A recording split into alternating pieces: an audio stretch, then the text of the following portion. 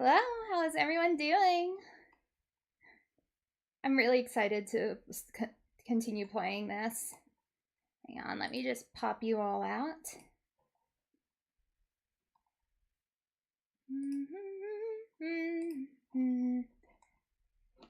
All right, there we go. So, how's everyone doing? I hope everything's going well. So, yes, I just had a quite a busy weekend.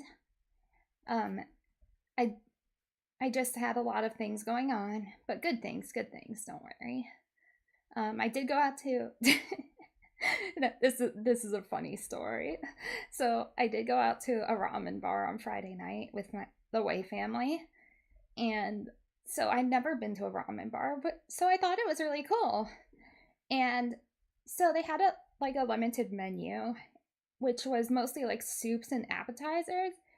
And so I looked at the menu, and I chose the vegetarian ramen because I don't know if I mentioned it before, but I've been a vegetarian for a while. I'm not going to say a while. Ooh, that's good. That he has a game he enjoys. I've never. Oh yeah, yeah. Aw, thanks. Aw, thank you. I do appreciate you coming to my stream. And yes, Session 9 is a great movie. I actually know the hospital they filmed it at. I forgot to mention that. I believe it's a Danvers Hospital in Massachusetts. I've never been there, but I've heard a lot about it. So, anyway, back to my ramen bar story. So, so yeah, I ordered the vegetarian's ramen, and since it was meatless, I thought, okay, I'm gonna add some spice to it.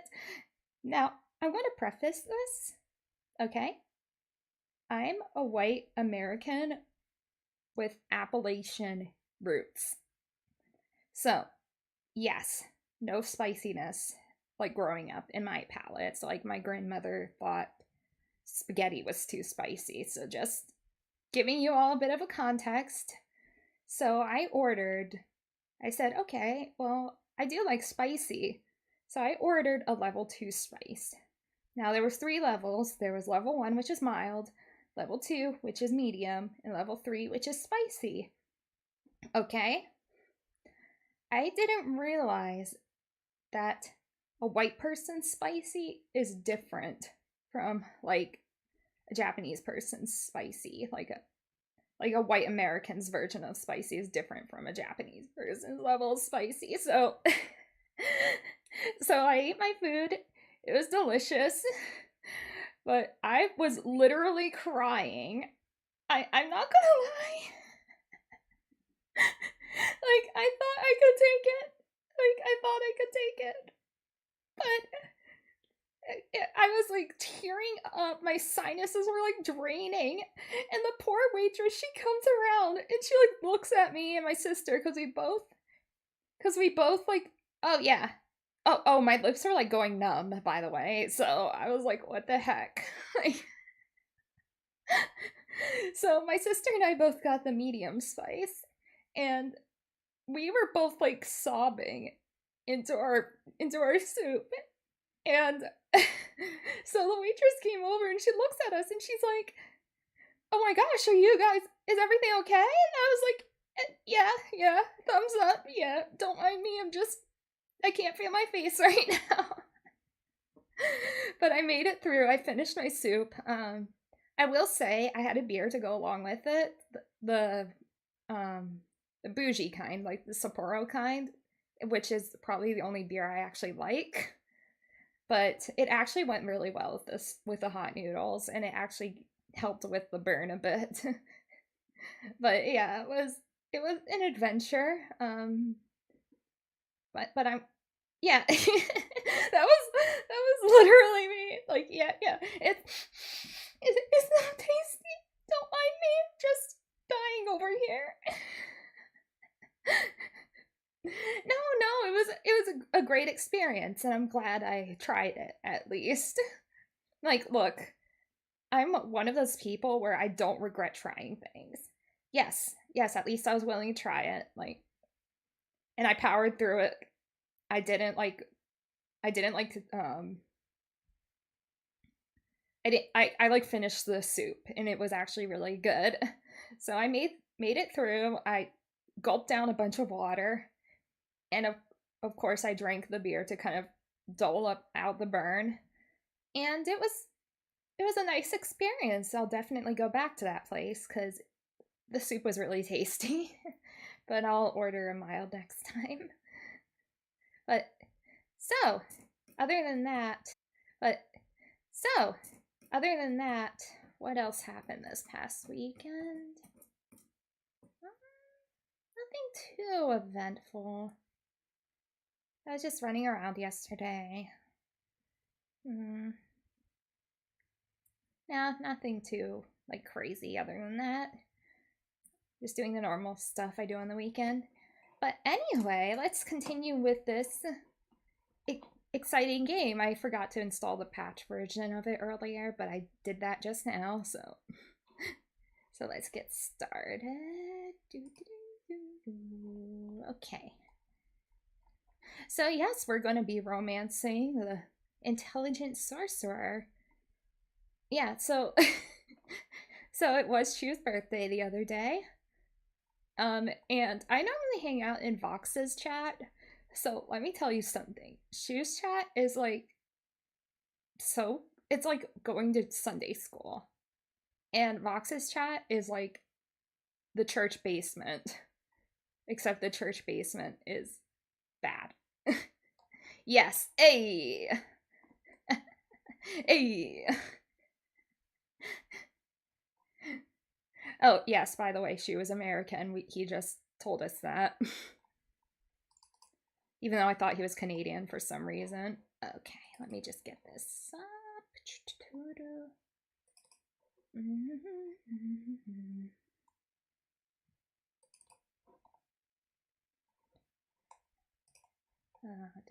Yes, run anyway. Because if you all gave me any viruses through this, at least it'd be a sexy anime man virus. Okay. Let me just see.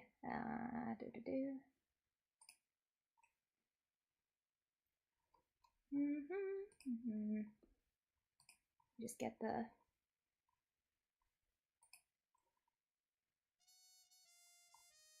Okay.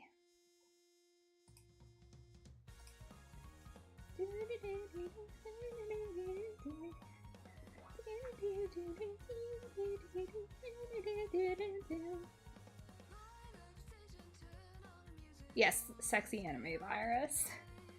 Actually, I already installed some malware. It's called Genshin Impact. It like, I'm surprised my laptop didn't catch on fire. Aw, I'm sorry that happened. Yeah, I mean, my streams are normally kind of scuffed, but I did figure out, like, if I put it in windowed mode, it... Yes. How about I just shut up?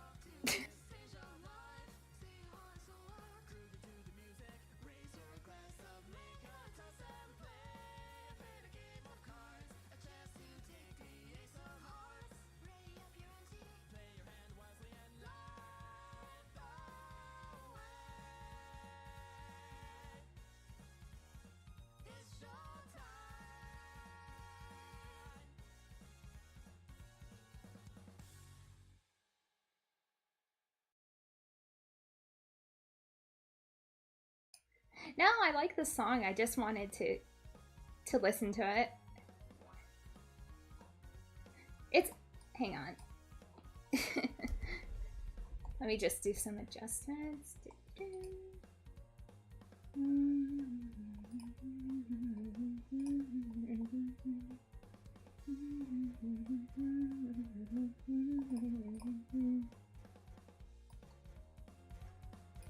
Okay. Is this good?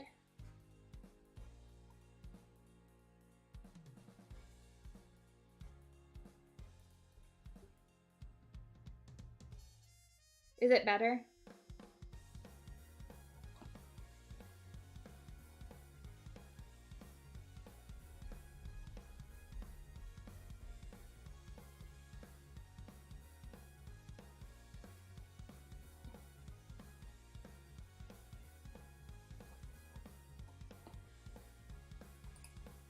Let's see if I did something funky with the settings. Aha, here we go. What? Yes. Okay, yeah, I just turned up the gain a little bit on my, a little bit on the desktop audio. But thank you, I do appreciate the feedback. Okay. Can you hear me okay?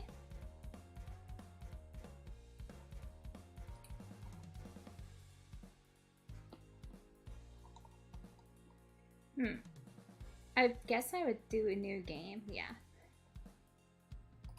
So yeah, we're continuing with this. I do plan on doing all the other routes. Is my microphone echoing, by the way? Because it kind of sounds like it is. Hang on.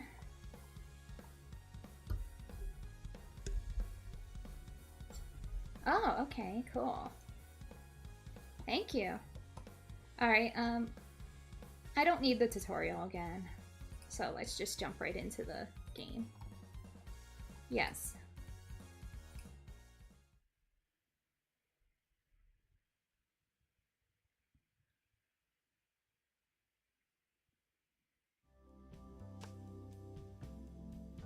Alright.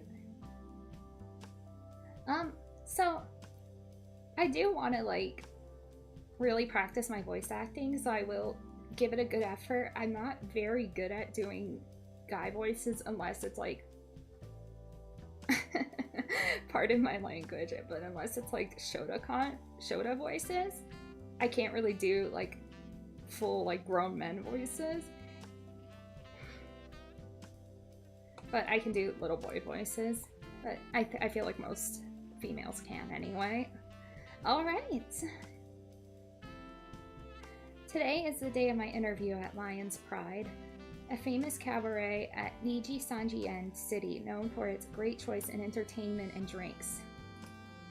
When they call my name for the interview, I step into the room. Inside, there's a man sitting on a chair behind his desk, who smiles and stands up to greet me, offering his hand in a handshake. Yeah, I just can't do deep voices. Like, hang on. I'm just gonna turn my mic down a little bit because it sounds a little distorted. There we go. Better. Okay. Yeah, I mean, the best I can do for a guy voice is like, hey, how are you? How's everyone doing? Like, I can't do Ikemen voices, like, at all. And, like, I'm so jealous of girls who can. Like, but, you know, who has a great, like, girl voice? Like, to the point where I question if he actually has, like, somebody in the room with him. Like, Luca has a great girl voice, like Lucy. It just, like, confuses me every time. I was like, does he actually have a girl in there with him? Like, how is that even possible? Alright. Greetings and welcome to Lion's Pride. I'm Luca Kanekuro, your interviewer for today. You've come here to apply as one of our servers, is that correct? Yes, that is correct. Wonderful. Please go ahead and take a seat so that we may begin. I nod along as we both sit down. So far it's as normal as any other interview. Just to confirm it, and for the sake of formality, can you tell me your name? Yes. Eden. And yes, I made sure to spell it right this time. Yeah, it's like so impressive, those who can change their voices. Like, I can change a little bit. Like, there was one game I played through where I was doing different voices, but like It was like, again, like girl voices and little boy voices, because I can do that very quickly, but I just can't do like, grown guy voices. Like, my vocal cords are too short for that.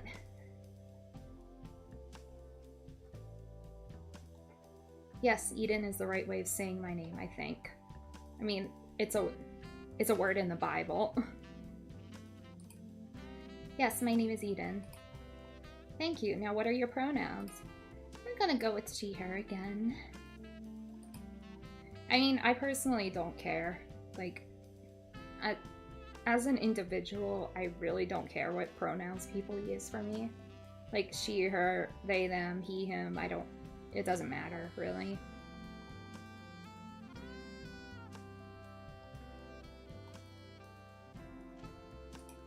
Alright. Okay, we have reviewed your application and your qualifications. Congratulations, you got the job. Yeah, I mean, it's what I feel comfortable with doing, and just consider every playthrough just like an alternate timeline. I mean, I did manage to pull Luca through, I don't know. I just picked the answers I thought he would like. It seemed like he liked somebody who was like optimistic and energetic, who also kind of wanted him to like be like a guide. Alright, okay, we have interviewed your application and your qualifications. Congratulations, you got the job. My eyes widen in shock, unsure of how to react to this news. Elation? Confusion? This is great, but I can't help but blurt out the first thought that crosses my mind. That was fast. Well, the boss vouched for you when he saw the application. That made the process much faster. You could say this interview is more of a formality sort of thing, especially since we're hiring more than one server. I see. Please thank him for me. I'm honored, but I've never met him before. I did some prior research and looked up the owner of the cabaret back then, but his name definitely didn't sound familiar. Oh well, as long as I get the job, it works. It's alright, you can thank him yourself when he's in for the day. He tends to be around the cabaret often. I see. That's a little nerve-wracking, isn't it? You don't need to be nervous. He's a good man at heart, you'll see. Yeah, he is. I saw in the last playthrough he was. And like, I watch his streams sometimes. I mean, he lives in Australia and I live in like America, so it's kind of hard to like catch his streams live unless he streams later. But yeah, he seems nice. I mean, I don't know him personally, but his streams make me laugh. I'll see you tomorrow morning for your first shift. Is that alright with you? Of course, I look forward to it. It's my first day, and so far, everything is going smoothly. Wait, isn't the blonde one over there the boss? I should thank him for giving me the job. That rice is absolutely revolting. It falls apart in my mouth.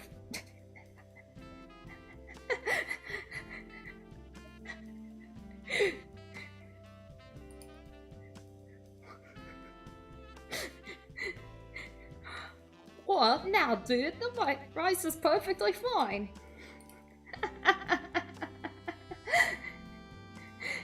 Oh my gosh, yes. He was so funny. And his stream was really funny.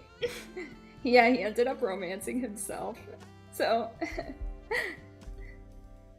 and I want to turn the gain down even more because I'm getting kind of loud. Fox be like, what are you? What are you?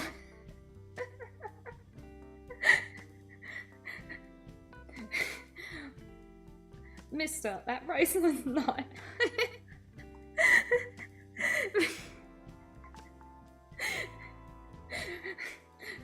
Mister, that was not rice. Come on, guys. At least it's better than last time.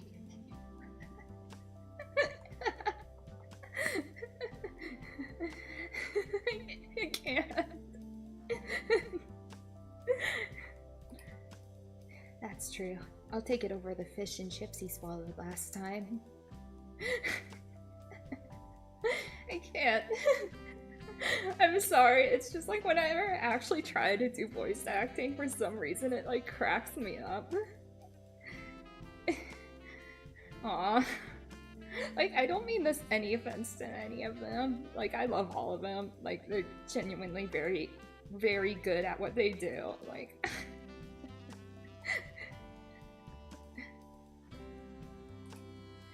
Don't worry, I already threw that away. I can't.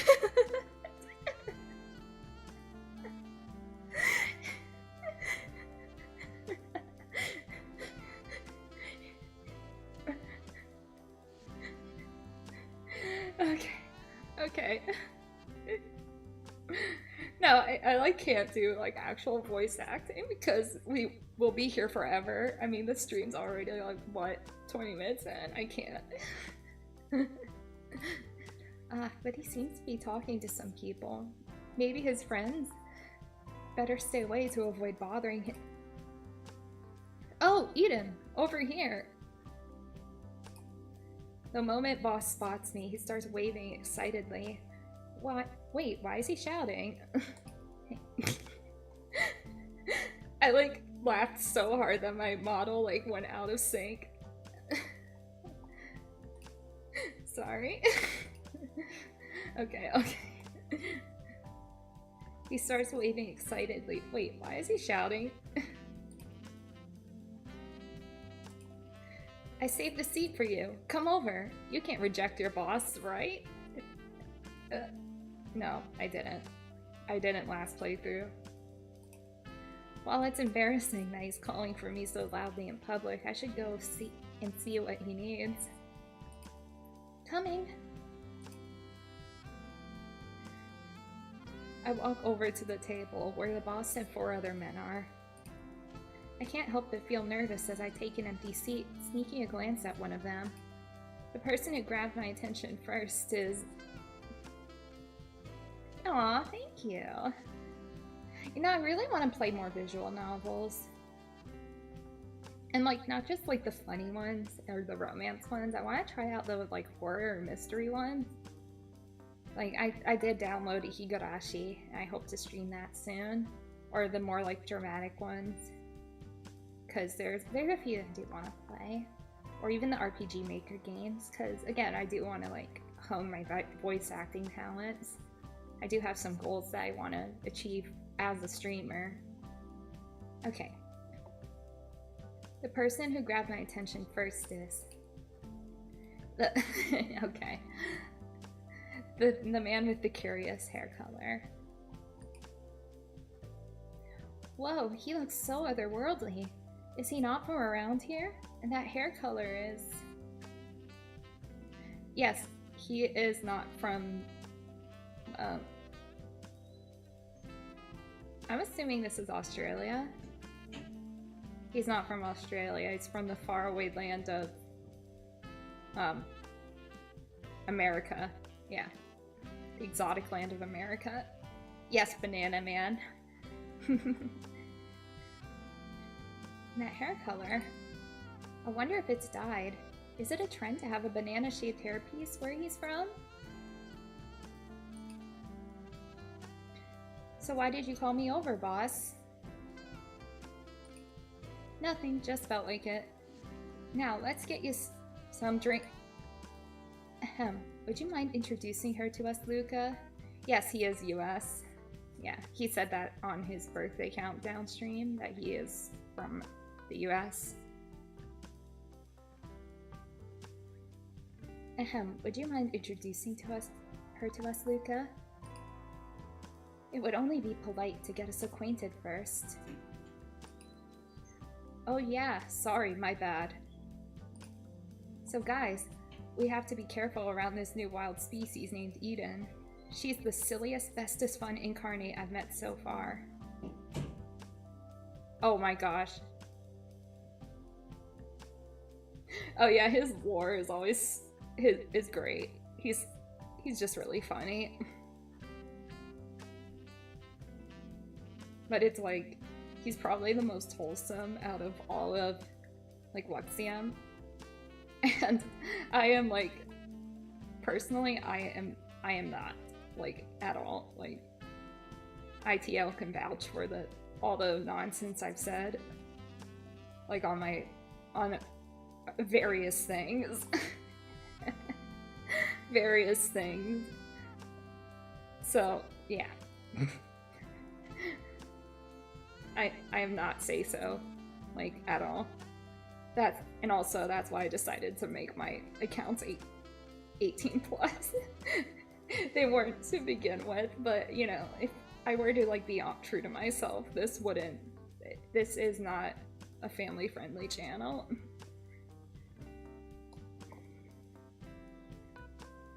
I feel like she's just gonna like go through a corruption arc here.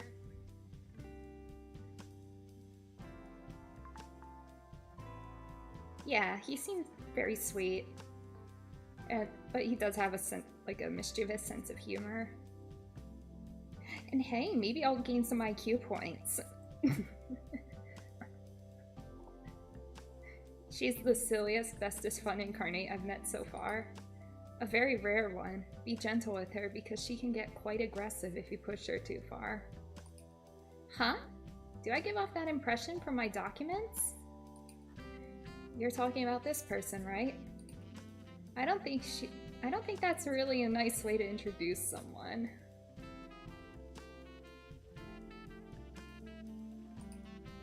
What is this? Interdimensional geographic? Yeah, I need IQ point. A few IQ points. Aw. Oh, what kind of game is Coffee Talk? Because I've been seeing a lot about it. That might be something to stream.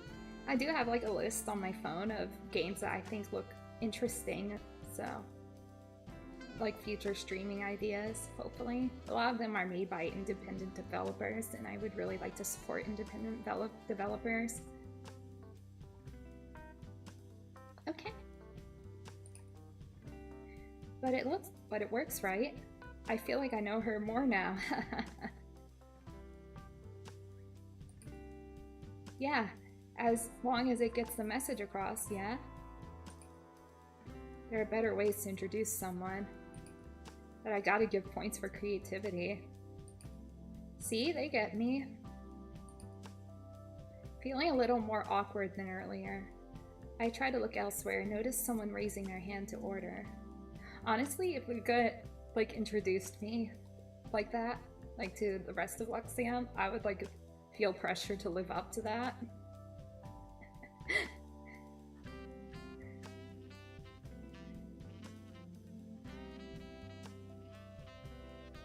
Oh. Huh. That sounds really good. Maybe for like a chill stream? Like, maybe. I'll definitely have to add that to the list. Hang on. Thank you for the recommendation.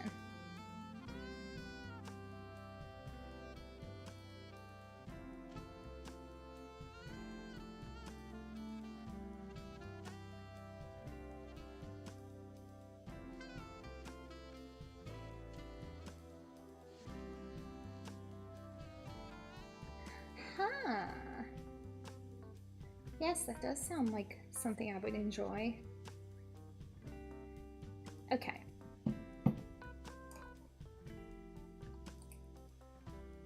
My apologies, but I have to get back to work. I see another table ordering. 3 ingredient beverages. Oh, cool. That sounds really interesting. My apologies, but I have to get back to work. I see another table ordering. Oh. Yeah, I'll definitely have to try it. It sounds like fun. Thank you for the recommendation. It was lovely meeting you all, though, so please, excuse me. I jolt up before immediately speed walking off to get that order done.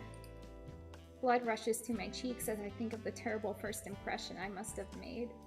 You know, knowing Lexia, and like based on what I've seen of their streams, I don't think that would have been such a terrible first impression. Like, the Raph stream is going to be like a classic. That was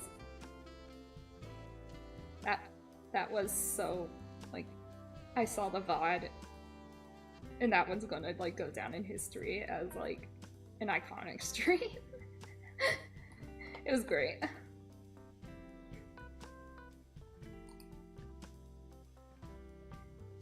And there she goes. Wow, I didn't know she could run that fast. Huh, Fog. She seems pretty interesting. It might be nice to know more about her. You sure about that? Are you really sure about that? Like, let's be real here. Are you sure?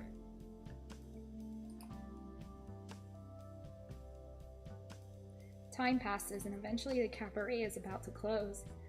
As I'm packing my things, I hear a voice calling out to me. Psst, Eden, come over here. I got something for you. Yeah. It's just like their chemistry as a group is really good. And I know like when they audition they actually do group it. From what I've heard, they do chemistry readings between everybody on their gen to see how well they get along. So like Niji Sanji really hit it out of the park with Lexium. Eden, come over here. I got something for you. Turning to the direction of the sound, I recognize this person to be my coworker, Uki Violetta, who's beckoning me to the bar. Curious, I walk over to him with a hum.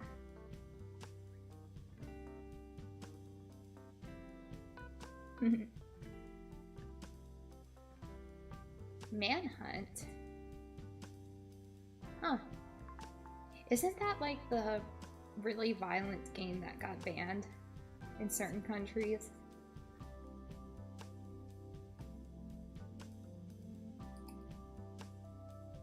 What is it? Now that I look at the bar between us, he's got some small pieces of paper below each finger. They all have a different handwriting based on what I can see. It's some notes that the boss man and his friends left for you. I didn't bother to read any of it though. But look at you, such a charmer, already getting notes from customers on your first day. Oh, thanks, I guess? I'll take a look at them.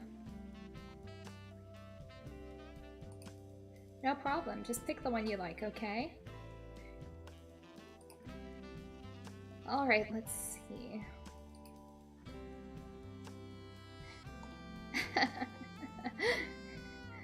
Had a fun first date? Don't let the workload drive you bananas.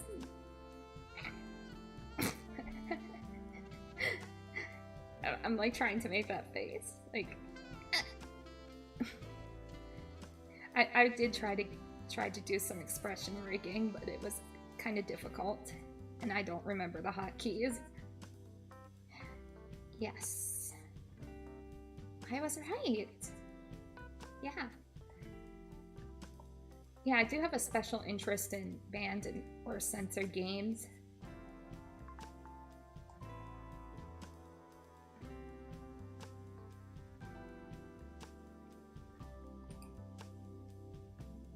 Interesting choice, Eden.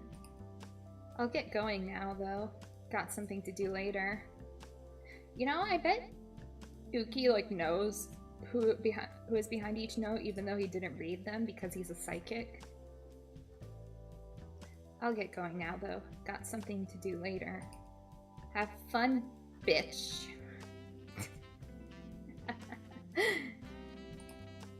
Take care, Uki. Uki walks off as I stare at the note I chose, a curious look on my face. Just adjusting my posture. Posture check. I wonder what the person behind the note is like. Only one way to find out. The day after receiving that note from Muki. Ah. Yes. That's so cool. Oh, fun fact about myself. I do actually have a lot of... Oh, yeah. Yeah, fixing my gamer posture. Like... I'm just moving my model around. I want to, like, get like a stand to hold my phone so I can use the face rigging software on my phone rather than through my laptop webcam, because I heard that uses less RAM. And that might improve the quality of my streams. And yes, I'm fixing my gremlin posture. My chiropractor is very mad at me. Okay. The day after receiving that note from Uki, it dawns on me that I don't even know who this person is or how I can meet them. He pauses what he's doing and meets my eyes as if he just read my mind. He leaves me no time to dwell on that thought and makes his way over. Yeah, I just need like the stand, but I don't know like how good my phone's camera would be because I have an iPhone SE. Like I got the cheapo model, but you know, maybe it's time for an upgrade. Because my phone camera doesn't have like that like I forget what it's called, but it has a very simple camera. He leaves me no time to dwell on that thought and makes his way over. Hey bitch, have you met up with the one who wrote that note yet? Like the cherub chiropractor from Jacob's Ladder, yes. Yes, exactly. Hey bitch, have you met up with the one who wrote that note yet? No, and I don't even know when or where. Oh, well, if I had to guess, it will be during tonight's party. Party? The one boss briefed us about this morning? Now that I remember, he also said I won't have to work during that party since it was meant to welcome new employees like me. No duh. If there was a prime opportunity for a little meeting with fun, that would be the perfect time. I see. Are you planning to attend too? Nah, my shift is done before the party, and I plan on heading straight home. Gotta get my beauty sleep in after all. But you have fun there, Kay? Okay, I will. I guess my excitement will have to wait until the party starts.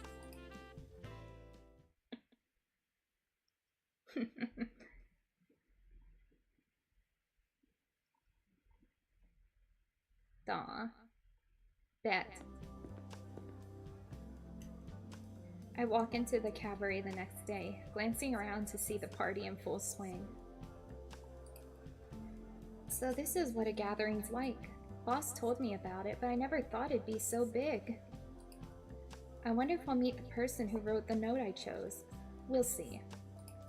Oh, he looks familiar. Should I talk to him? Banana Man. Yes, we're gonna talk to Banana Man.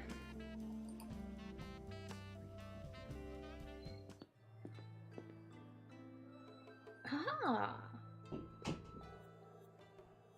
That music is so pretty. Remembering the familiar colored hair that I previously saw, I thought it would be a good idea to approach him first. You must be the new recruit, Eden, right? I'm Shu Yamino, the manager of Lion's Pride. I've heard a lot about you, especially from the boss.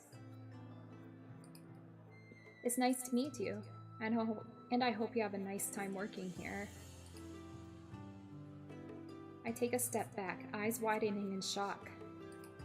You're the manager? Should I call you Mr. Yamino then? I hope I wasn't rude. Don't worry. Just call me Shu. You don't need to be so tense when you're around me, and besides, we're both employees here.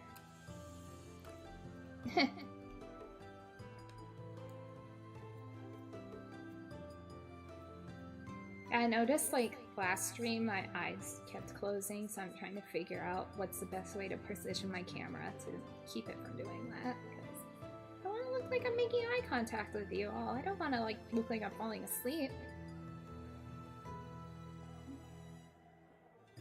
You don't need to be so tense around me. Besides, we're both employees here. Shu keeps a calm demeanor with a smile that I can't help but relax to. He seems so kind, too. I have a good feeling that he's very well liked by our colleagues.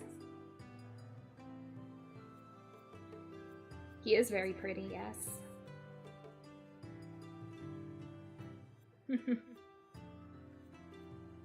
He's got that, like, snatched waist I wish I had. I don't want to say too much, because, yeah. Because he's just, like, so, like, pure, you know? I don't want to, like, say too much.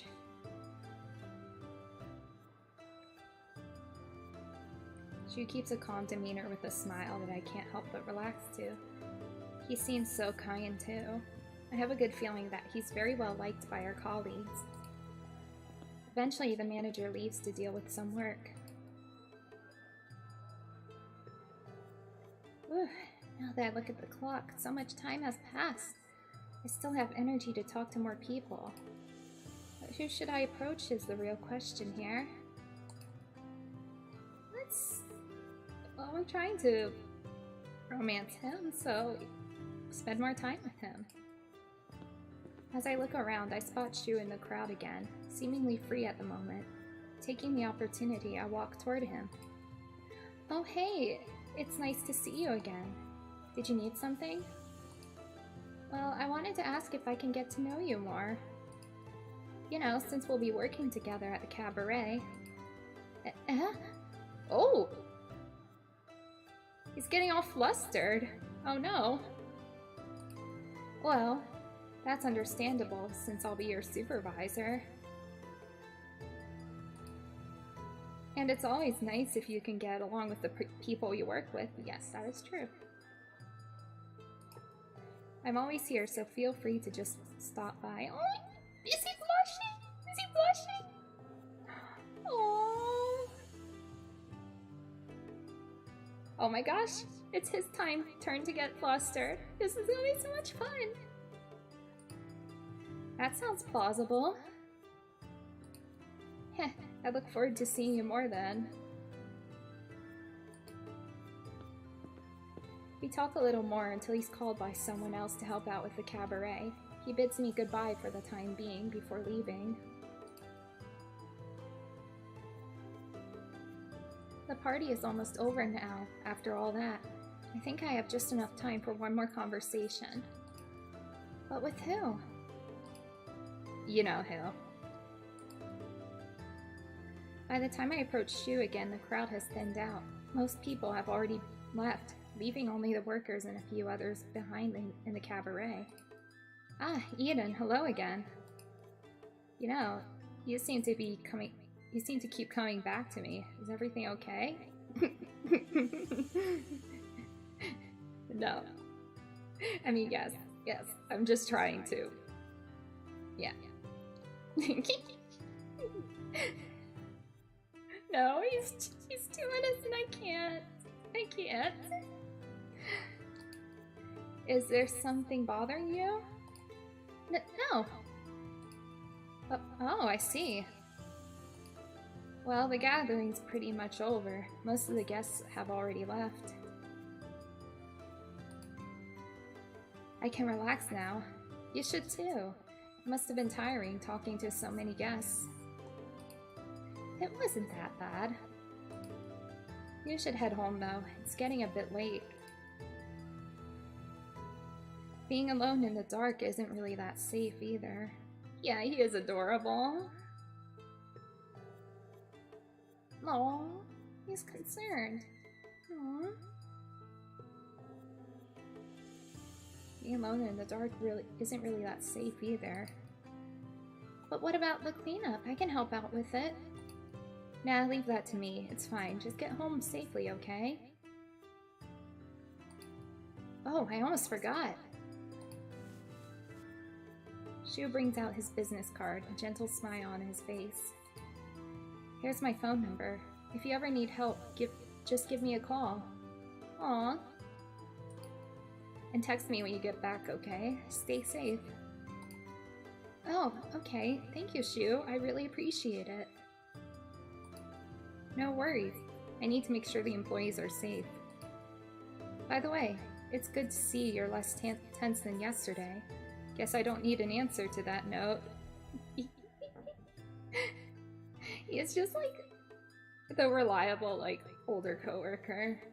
Like the senpai. That's what I just get from him. The reliable senpai.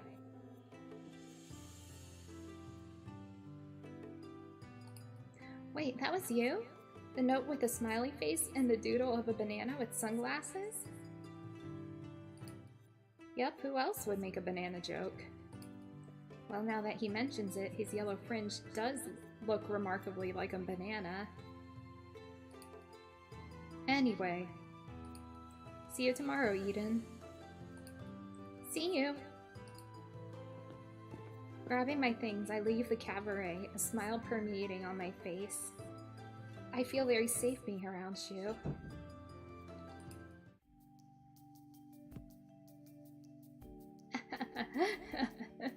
You can see him on the wall over there.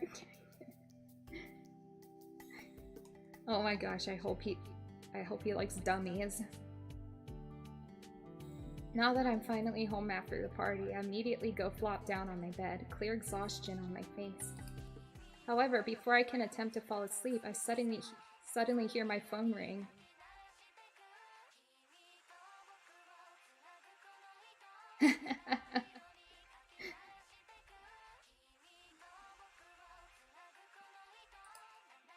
Oh, it's him! Raising my eyebrow, I pick up my phone to check who it is. It's Boss. Ah, hello, Boss? Hey, Eden, sorry for calling you at such a late time, but I never properly introduced the guys' names to you yesterday, did I? Ah, no, you didn't. Let me fix that then. I'll list them all other than myself, so that you at least know who they are. They sometimes come to the cabaret to look for me, so it's convenient if you do. The first one is Ike Eblund, the one with all the gold accessories and whatnot. I'm sure you two will get along. He seems like a good guy. Would be nice to talk to. Then you most likely will get to know Shu, one of the managers here at the cabaret. He's the one in the purple suit. Pretty pog if I say so myself. And I hope to learn more about him in the future. Yes, I do. After that is Vox, the one with black hair. He's very polite, so don't worry about approaching him for anything. Polite. No. He's not polite. I mean, he can be, but... Nah. I've heard the "see you next Tuesday" thrown around a lot in his streams. If that's what you say, boss, I'll make sure to remember that. And finally, other than me, your mean and evil boss, you have Mista. Word is that he's a famous detective, which is definitely true. Oh yes, I've definitely heard about him. Thank you for introducing all of them to me. Yes, we need a pogfish.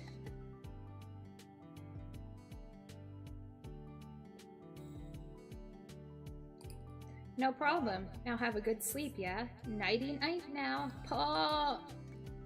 And with that, the phone call ends. I can't help but smile before placing my phone down and letting myself fall asleep, happy with the encounters I made today.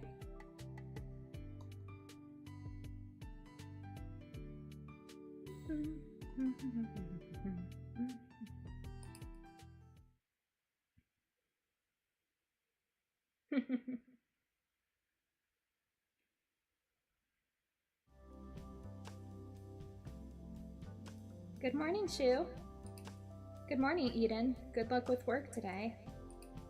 Shu always looks so calm and collected. It's honestly admirable. You too. I walk away, heading off to serve tables. It's still the early hours of the workday, so there shouldn't be too many people, right?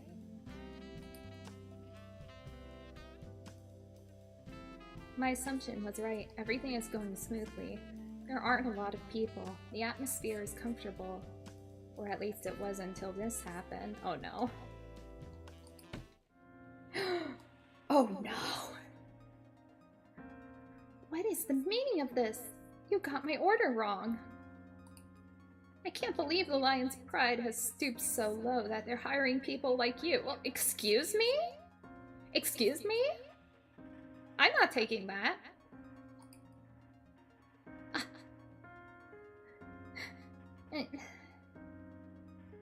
You know, I'm gonna stay calm. Because I don't want to lose my job. Hey. Hey. I'm sorry. I didn't know you had special instructions for this drink. I come here often. There's no such thing as not knowing. Why did your boss not tell you about me? Maybe you're not that important.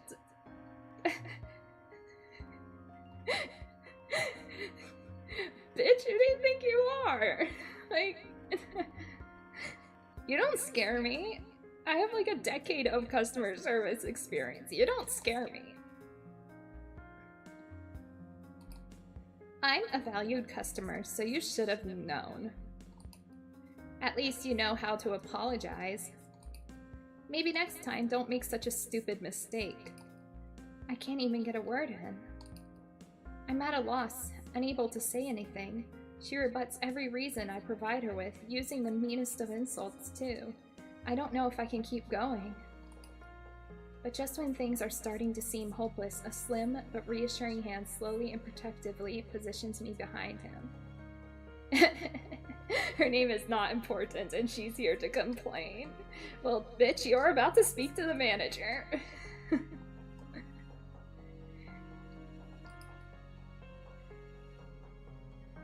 It's true. He keeps his cool, giving the impression that he's well prepared for a situation like this. I'll take care of this, Eden. Please stay behind me.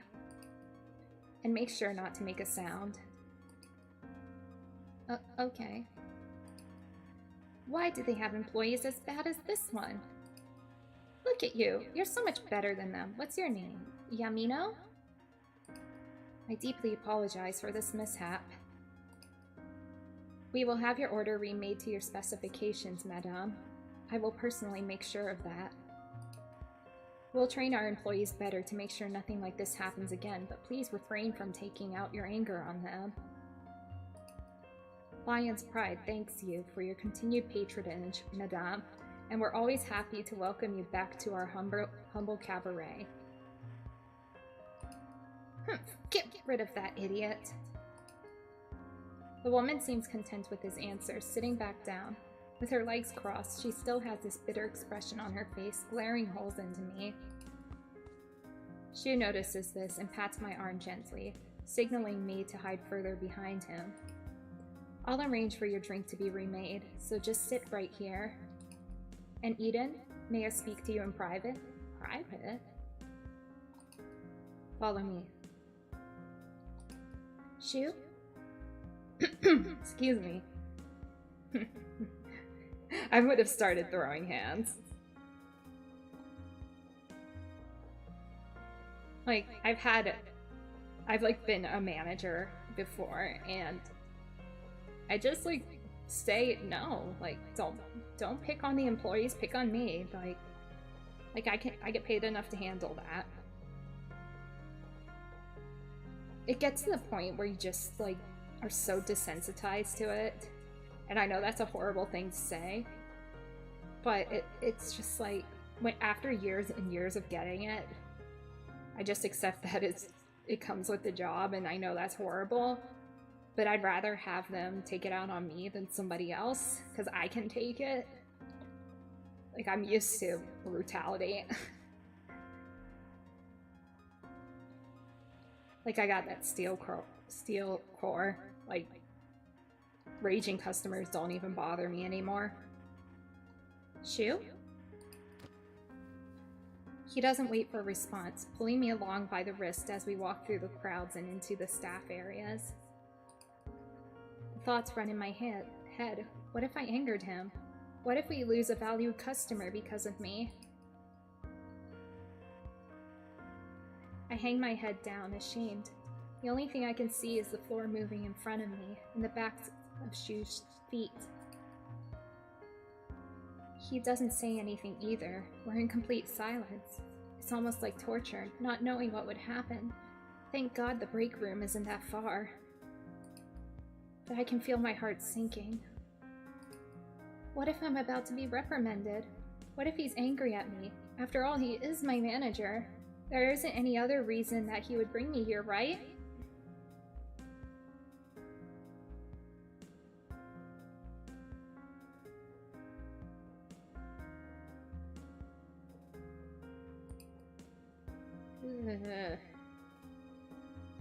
We're here. Go ahead and take a seat.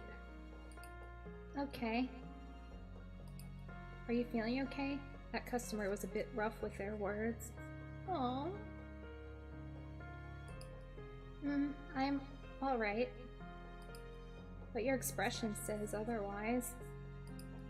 It's fine, really. These things do happen after all. And it's my fault in the first place. There's a moment of silence between the two of us as I try to hold a strong face in front of Shu. It seems like it didn't work. He looks even more concerned now compared to before. And with a sigh, he starts speaking to me again. I'll call a little break for you. 20 minutes should be enough. Just to clear off some steam, of course. It's not good to work in your condition right now. I'm not doubting your feelings, but you really don't look alright.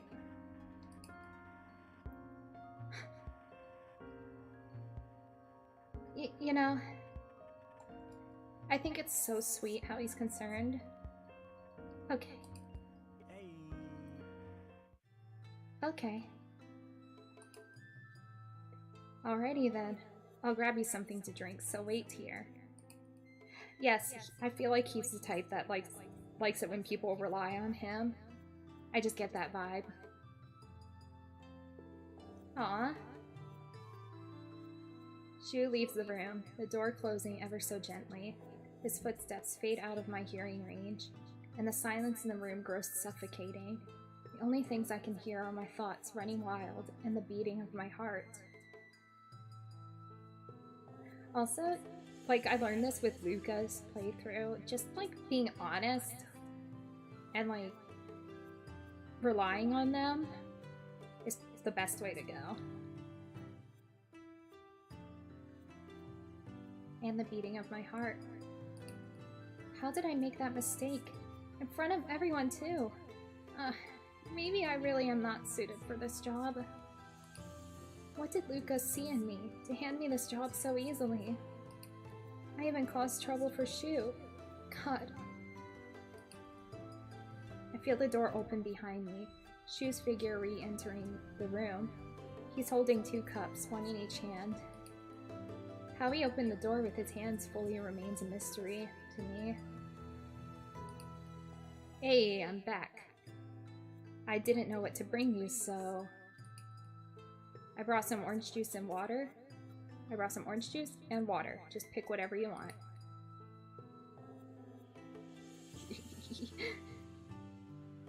I originally wanted to make you some drinks, but Uki rejected my idea of making some tilk. I'm sorry. What? Tilk, where you mix some tea and milk. But that's just milk tea, huh? It's tilk. He's so cute! Aww. He coughs slightly, perhaps to clear the air, or to ease the embarrassment he's feeling. All I know of him is when he's serious at work, so it's somewhat refreshing to see him like this. To cheer you up. An aura appears around Shu as a violet flame glows around his palm. Huh? The flame sprouts a glint of yellow. revealing a floating piece of paper that resembles a small human figure. It floats circles around Shu, and upon noticing my presence, leaps in the air with glee. Aww. So cute. This is called a paper shikigami. Cute, right? Oh, thank you. Yeah, I'm hoping to get out of customer service one of these days. And like getting a job that pays better. But, you know, who knows where life will take me. I'm on the lookout for better opportunities. My grandma used to do this all the time when I felt down, so I figured it'd help you too.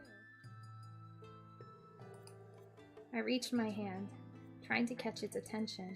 Once it sees, the paper shikigami starts to float around my hand, nuzzling into my fingertips. It feels like silk slipping through my fingers, traveling its way to my cheeks, giving me a light pet. Oh my gosh. Oh. It's so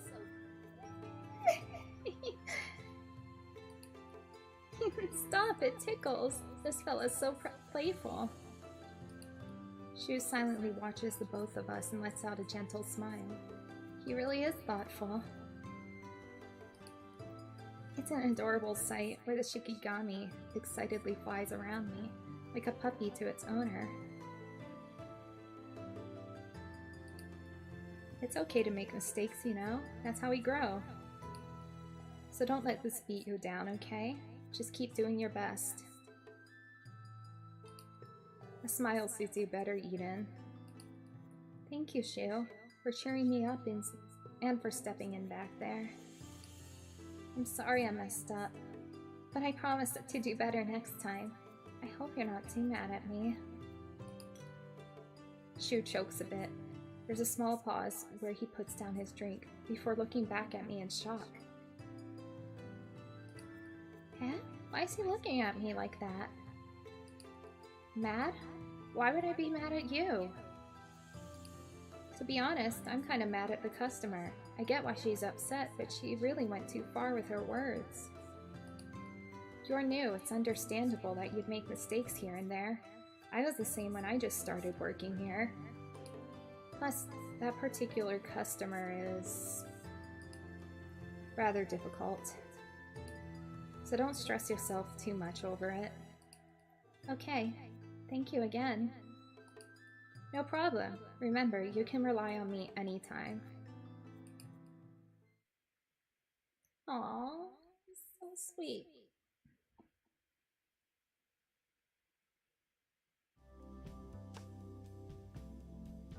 Phew, that was the last table. I can't wait for lunch. I'm starving. I'm a bit tight on money right now. Something from the convenience store will have to do. I wipe the sweat off my forehead, preparing to put away the last of the clean plates. Work is the same, though I keep looking out for that lady. Sheesh. Shu's compensation really made an impact on her. She's not glaring at me anymore. That's a relief. Hey, Eden. Eden? Hey, Aya?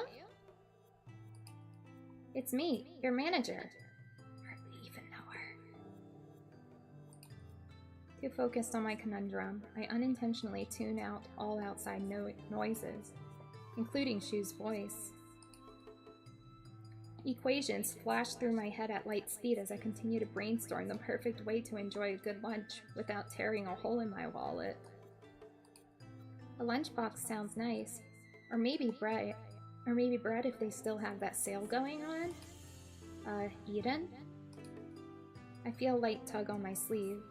I brush it off as my imagination, but I feel it again, a slightly firmer pull that fully catches my attention. Turning around, I find out it's Shu?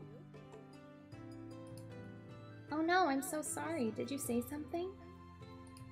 I just wanted to ask if you brought your own lunch today. Shu already has his hand back by his side, avoiding eye contact. Is that really all he wanted to say? Oh, frick. This isn't a truthful answer, kind of embarrassing?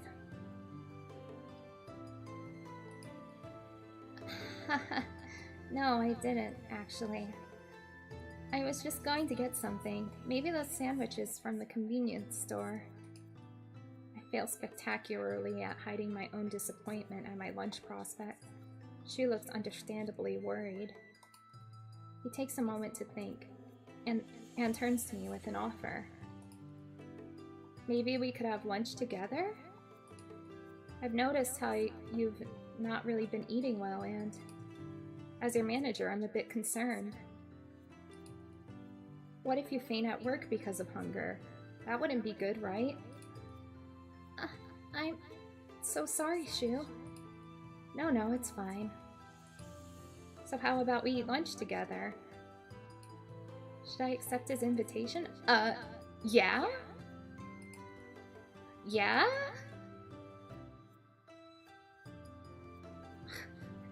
I don't know about you, but like, rejecting would be counterintuitive. Yes. I don't see a problem. Sure, why not? Great, shall we then?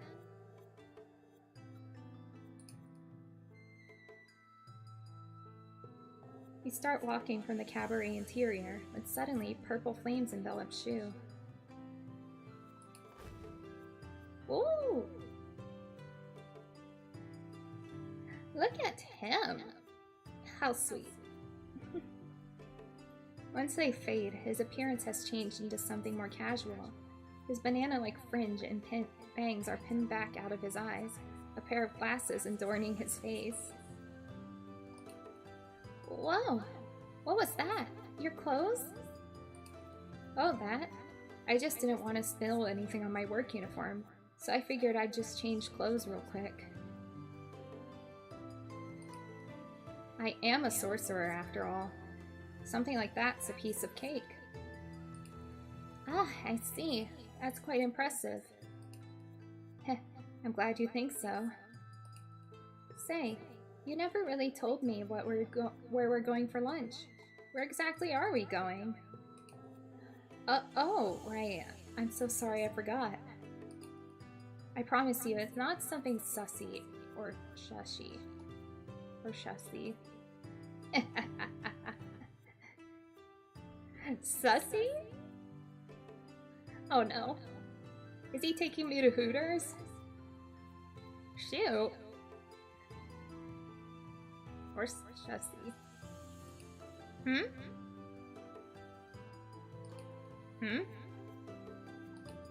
Oh, nothing. I thought I heard something. We really should get going. I think I'm starting to hear things. Okay. Anyways, we're going to a cafe. I went there with a good friend of mine the other day. It was pretty good. So I thought that maybe I could drag someone along with me again. I mean, I thought it would be nice to invite someone else to try the place. Shu? Are you hungry too? I can see you're starting to fumble. Maybe we should focus more on getting to the cafe. Right, let's go.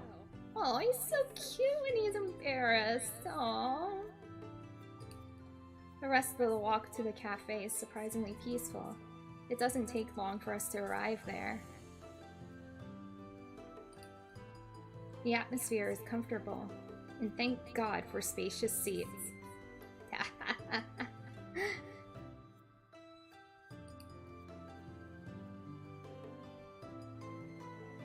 We head inside and find a seat. The cafe is crowded, but overall enjoyable. I take a small peek at the menu, then focus my gaze back on the Shu. Oh wow, it's packed in here. It sure is. It wasn't this crowded last time. Maybe it's because of the new promotion they're having? Oh, probably. Why don't we order something? Shu gives me the list of food to try, and we order right after. We engage in small talk as we wait. Our meal our meal arriving not much later. Oh wow, their service is great. Told you it's pretty good here. Alright, let's eat. This food is good. Shu, are you listening? He seems to be strangely focused on eating. But the expression on his face, is this really the Shu I know?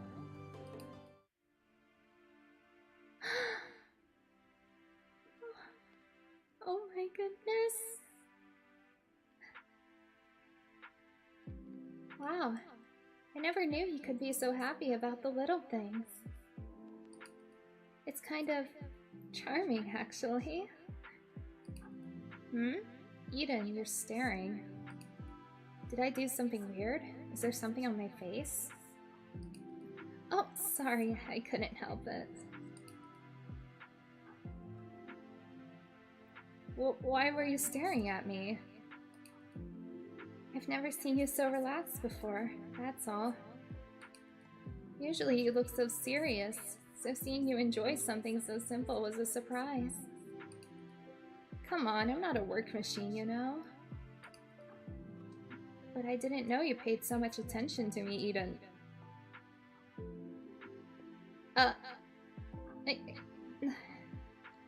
Yeah, oh. It makes me a bit happy, to be honest. Oh, you said you wanted to know more about me before, right? Oh, I did have some things I'm curious about. Ask away then, I'll try to answer them all. It's not a quiz bee. Answer only if you're comfortable. Roger. Huh.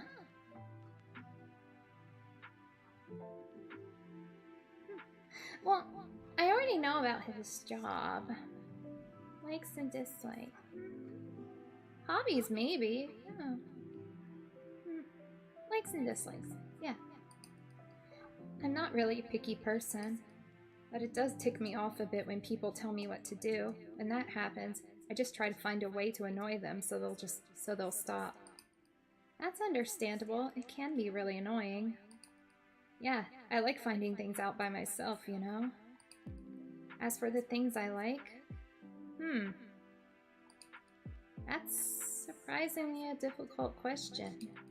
How so? There's a lot, but not much at the same time. Though I guess window shopping, impulse buying, singing. Ooh, maybe plushies too.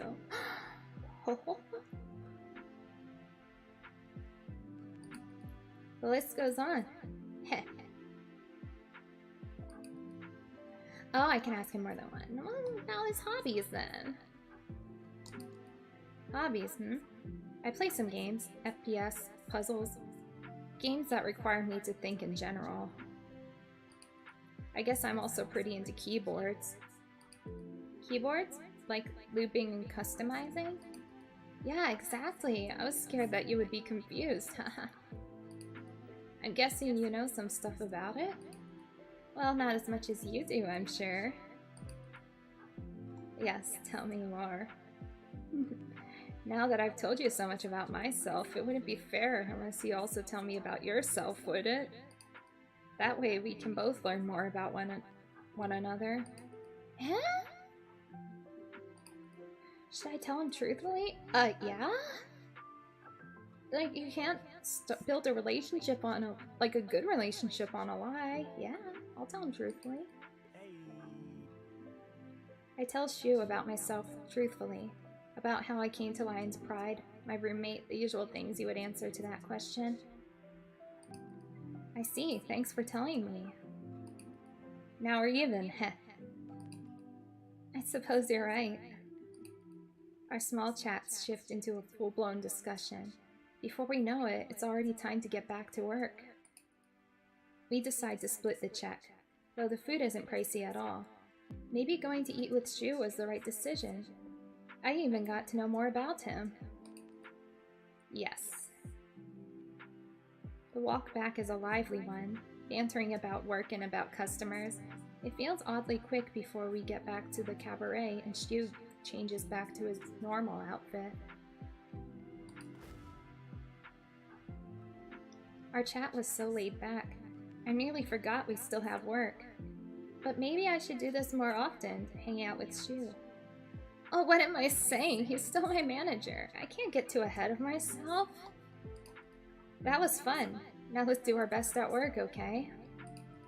Don't let me catch you eating such a sad lunch again, or I'll drag you to eat with me, okay? Well, maybe I will. Maybe I will pack sad lunches from now on then. Haha, I'll try not to let it happen again. Thanks, Stu. I'll see you later.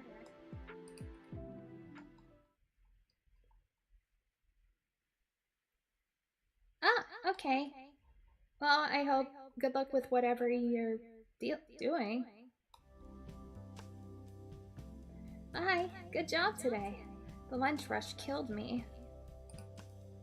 Same here. That was hell. But we survived. So, good job to you too. Thank you. I'll go now. See you tomorrow. Oh, I heard there's a heavy downpour right now. Be careful. You're joking. It was sunny the last time I peeked outside. Weather can't change that fast, right? Right? And thank... Aw, you too. I'll see you later, Sai.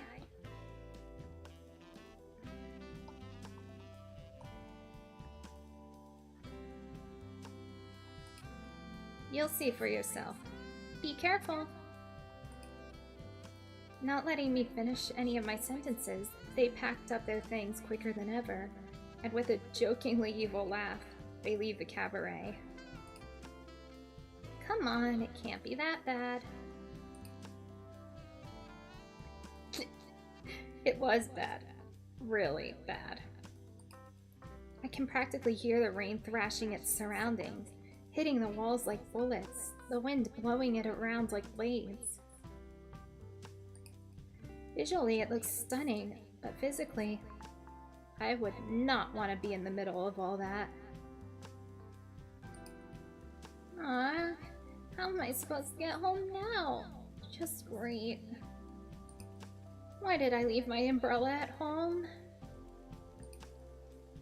And just when I'm mentally preparing myself to either dash all the way home in hopes of keeping all my belongings dry, or to rough it out and stay the night at Lion's Pride, I feel a light tap on my shoulder.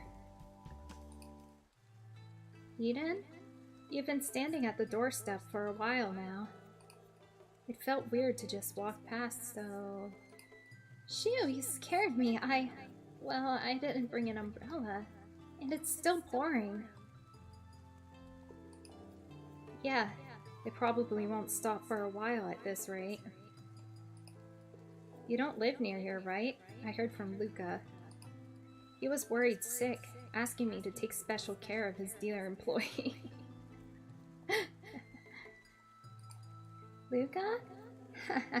He's always like this, so I'm not surprised. But yeah, my apartment isn't near, so I'm basically stranded unless I want to get soaked. Maybe you could, wait out the worst of it at my place? Luca did tell me to take care of you after all. No. No, no. He avoids eye contact. Probably not used to saying these kinds of things, but being himself, it doesn't take long until his usual smile returns. I know Boss is really mindful of his employees, but Shu is not obligated to actually accommodate me like this. Not gonna lie, their kindness really warms my heart. Is that okay with you? I don't want to impose. Don't worry about it. At least it's better than staying in the rain. Shu is right. Staying in the rain would be a terrible choice. Looking over, he grabs a clear umbrella from the umbrella stand. It has the Lion's Pride logo on it, and a cute penguin charm attached to its end. Company exclusive, maybe? But I won't pry. I hope this umbrella fits the two of us. But with this rain, I doubt it'll even matter. At least I didn't park too far away. Guess we'll just have to make a run for it. We huddle under the umbrella and sprint toward the parking lot.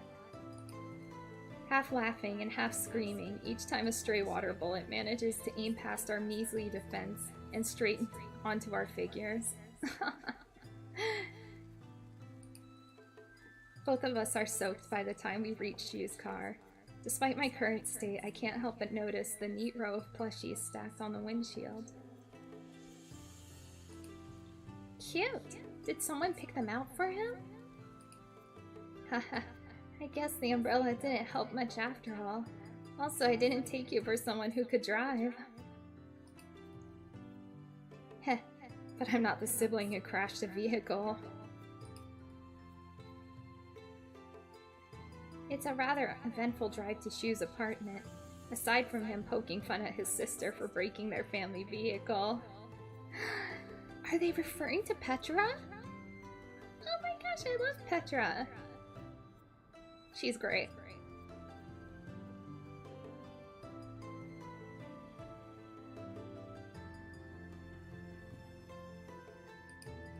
The atmosphere is light and filled with laughter.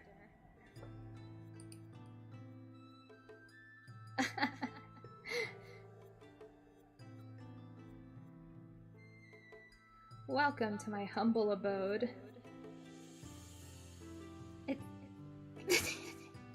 Is that a clown wig? Oh my gosh. I know who that is. Oh my gosh. And he has all the plushies of all the other livers. That's so cute. Oh my gosh, I love all the little Easter eggs I'm finding. Welcome to my humble abode. What's that poster say in the corner?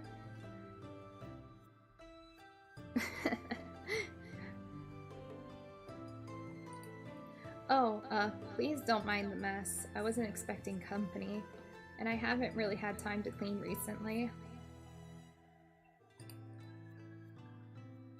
Oh no, it's fine. I totally get it. Great, if you'll excuse me, I'm going to change real quick. Shu rushes off to his bedroom.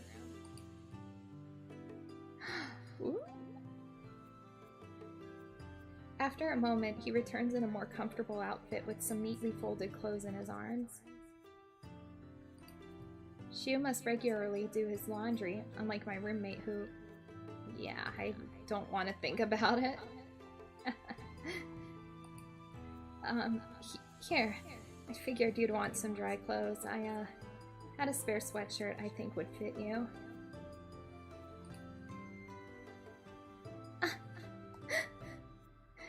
No, I'm... much appreciated, thanks.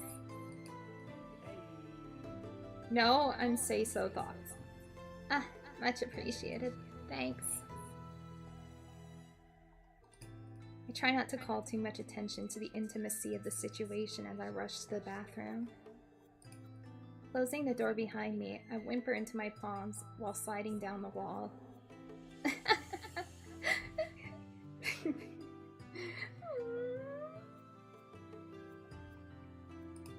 Even though I was grateful for the dry clothes, I can't help but wonder if Shu felt the same embarrassment.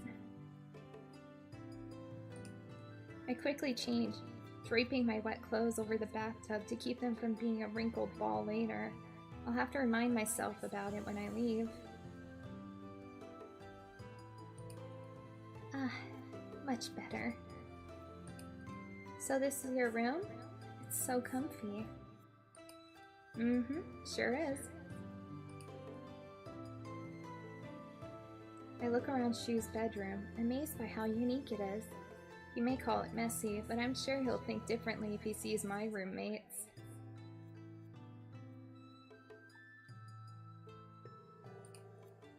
Still looking around, I notice a lot of cute things scattered across the room, and...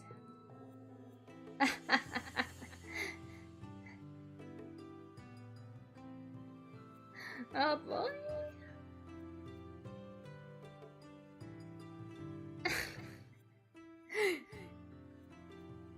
The oddly familiar plushies. Okay, I'll ask him about that, actually.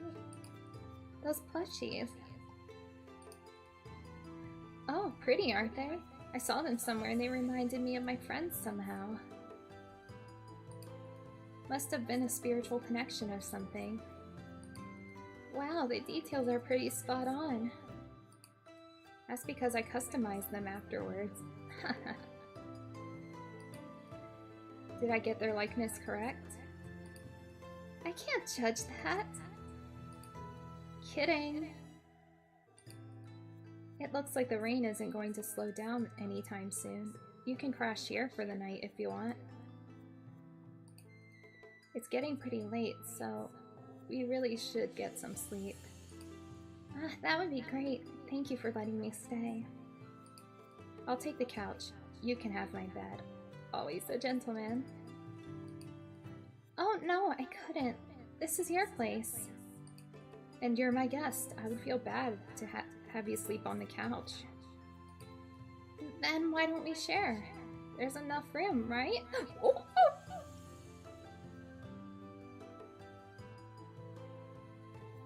The only one bed trope? Well, I suppose so. What are you doing?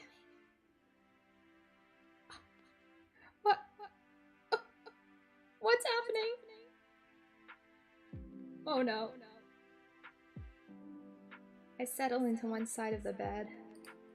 Shu places a large banana plushie with sunglasses between the two of us before crawling it to the other side. Oh, okay. Okay.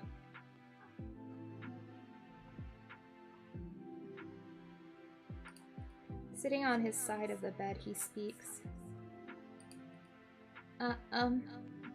I thought it would be more comfortable for you this way. Oh, thanks, Shu. I appreciate it. That was thoughtful of him. Both of us try very hard not to think about the situation we're in. And inevitably, sleep claims us both. The hours passed like minutes, and before I knew it, it was morning.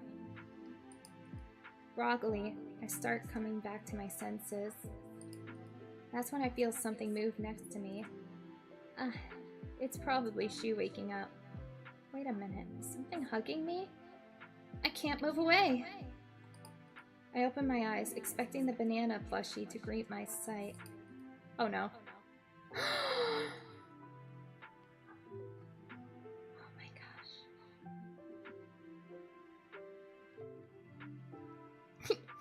Oh my gosh, she's so... Instead, I see Shu cuddling me, his arms around my waist, and his face buried in the crook of my neck.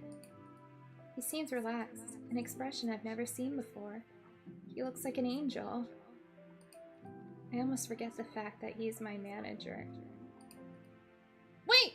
He's my manager! What should I do?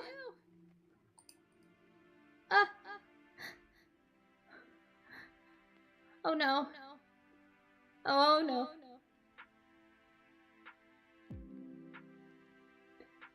Can I just oh no. Oh no.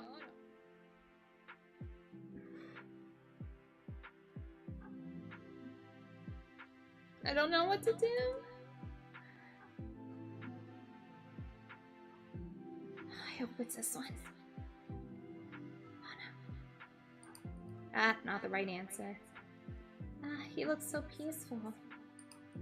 How could he sleep so blissfully when we're going to be late to work? Waking him up feels like a crime. I never paid any mind to it, but Shu is pretty, especially when he's this close. His cheeks look pinchable. Don't!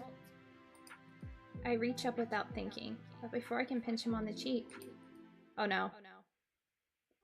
I'm in trouble. Is that a piece of paper floating in the wind? Hold up, there's no wind in this room. How is it flying? And it's coming my way. Am I still asleep?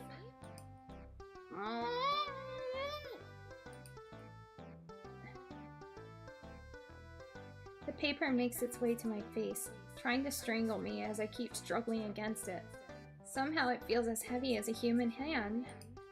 Amidst the struggle, I can hear Shu groaning. What is happening?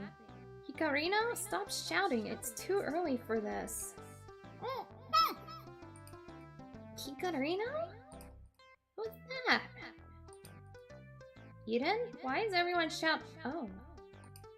I thought Shikigamis were all nice. What's up with this one? Shu is sitting on his bed. Oops. I didn't mean to say that. Shu is sitting on his bed, completely awake. The Shikigami who attacked me is clipped between his fingers. Its movements starting to cease. Is it tired? I didn't know Shikigamis had such bad stamina. Anyways, with all his strength, Shu chucks the piece of paper into a box. I didn't expect to hear a loud crash afterwards. What are they even made of? That sounded exactly how a human would fall. I'm sorry I woke you up. Don't worry about it. I'm just confused at why he would be so rowdy all of a sudden. I thought we made a deal about this. He really got me back there. Thanks for saving me, though. Don't mention it. I'm glad you're safe from him. Eden? Hello? You're spacing out. Oh, I forgot. I have to get back to my apartment before work. I gotta go. Bye, Shu! A bit shocked at my sudden yelling, he seems to be laughing to himself. He tries to hold it in by covering his face, but fails miserably. What's the problem? Is it me? Is it that menace doll again? Should I prepare to be attacked? Huh? Shu, why are you laughing? Your hair is not looking so good, you know? Oh, so it is me! My face heats up before I know it, leading me to run out of Shu's house while shouting my reply over to him. I'll take care of that when I get home, thank you! And there Eden goes. Shu is alone again. Where is he? The green Shikigami flies out, enveloped by a green aura before it morphs into the spitting image of Shu, just in a different hue. Calmly standing in front of Shu, he sighs. Yamino, why did you throw me? And of all places, a wall. Do you even know how much that hurts? Why did you stop me from finishing them off? They were annoying, you know? Well, now you're annoying me. Let's give it a bit more time. She can learn a thing or two, but I believe she's got it in her. I can never understand your logic, Yamino. Fine, you do you. Just don't hurt yourself too much trying to achieve something unachievable. Oh no. What does he have planned for me?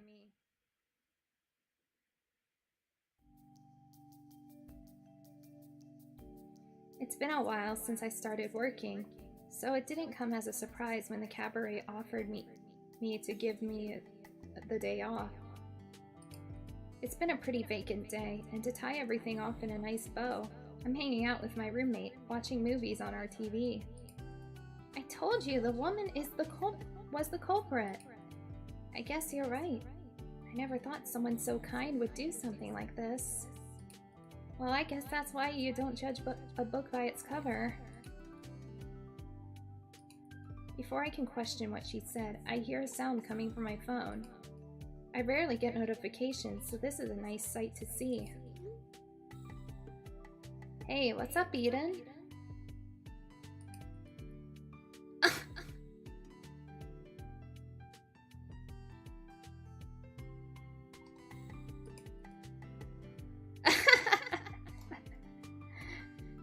Oh, I'm sorry, that was loud.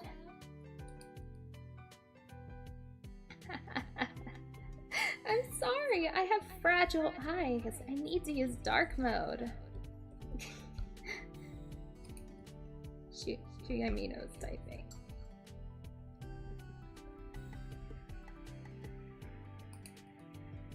Huh. I got 2 tickets to the nearby arcade from my friends.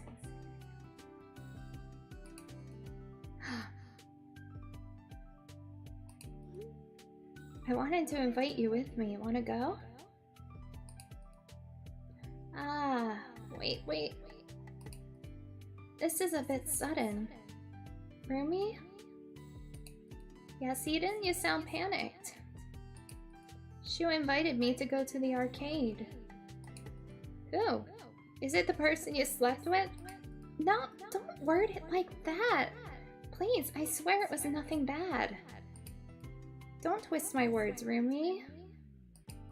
I'm joking. You should totally go with him. It doesn't seem too bad. It'll be a nice bonding time for you two. You can even call it a date. You're right. I don't know why I was worried in the first place. And no, it's not going to be a date. Rolling my eyes at my roommate's teasing, I pick up my phone again. Maybe I need to think before replying. Besides, it's not every day you get an invitation like this. Yes, I'm free. Sure, when and where?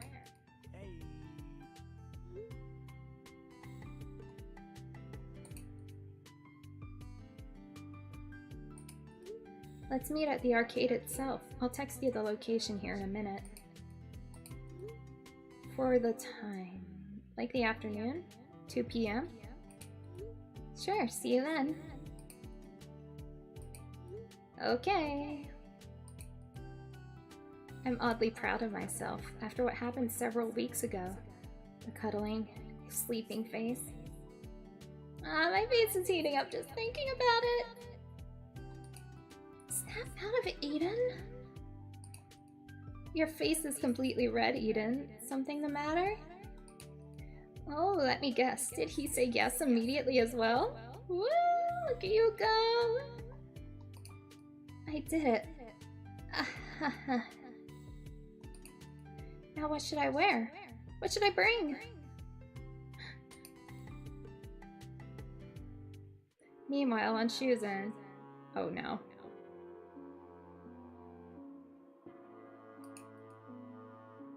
I'm glad Eden accepted my invitation. Are you guys dating yet? I'm getting impatient.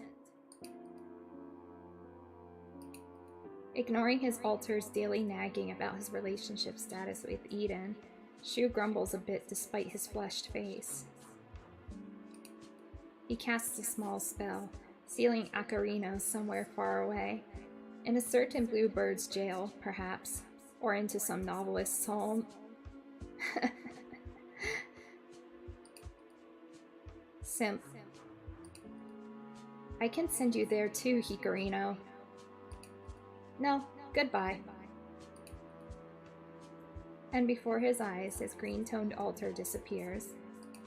Seriously, he needs a change of attitude. He's the only one of the altars who can materialize into a human form, so... the least he can do is pay rent instead of living like a neat. Shu huffs to himself before flopping down onto his bed again.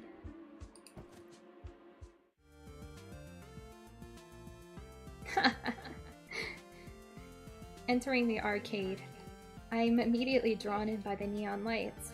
It looks straight out of the 90s, and it's easily the biggest I've seen. No wonder it's so popular.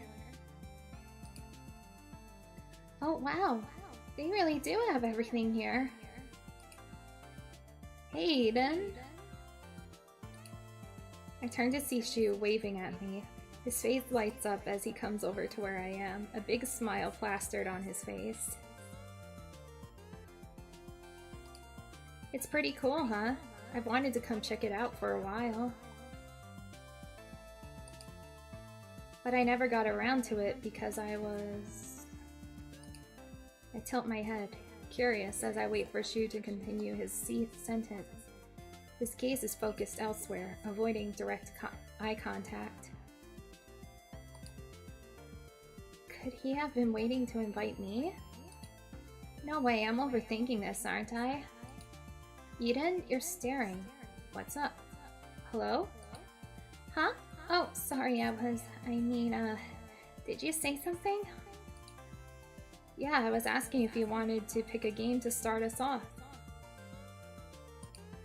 I suggested a few, but it's fine if you already had something in mind already.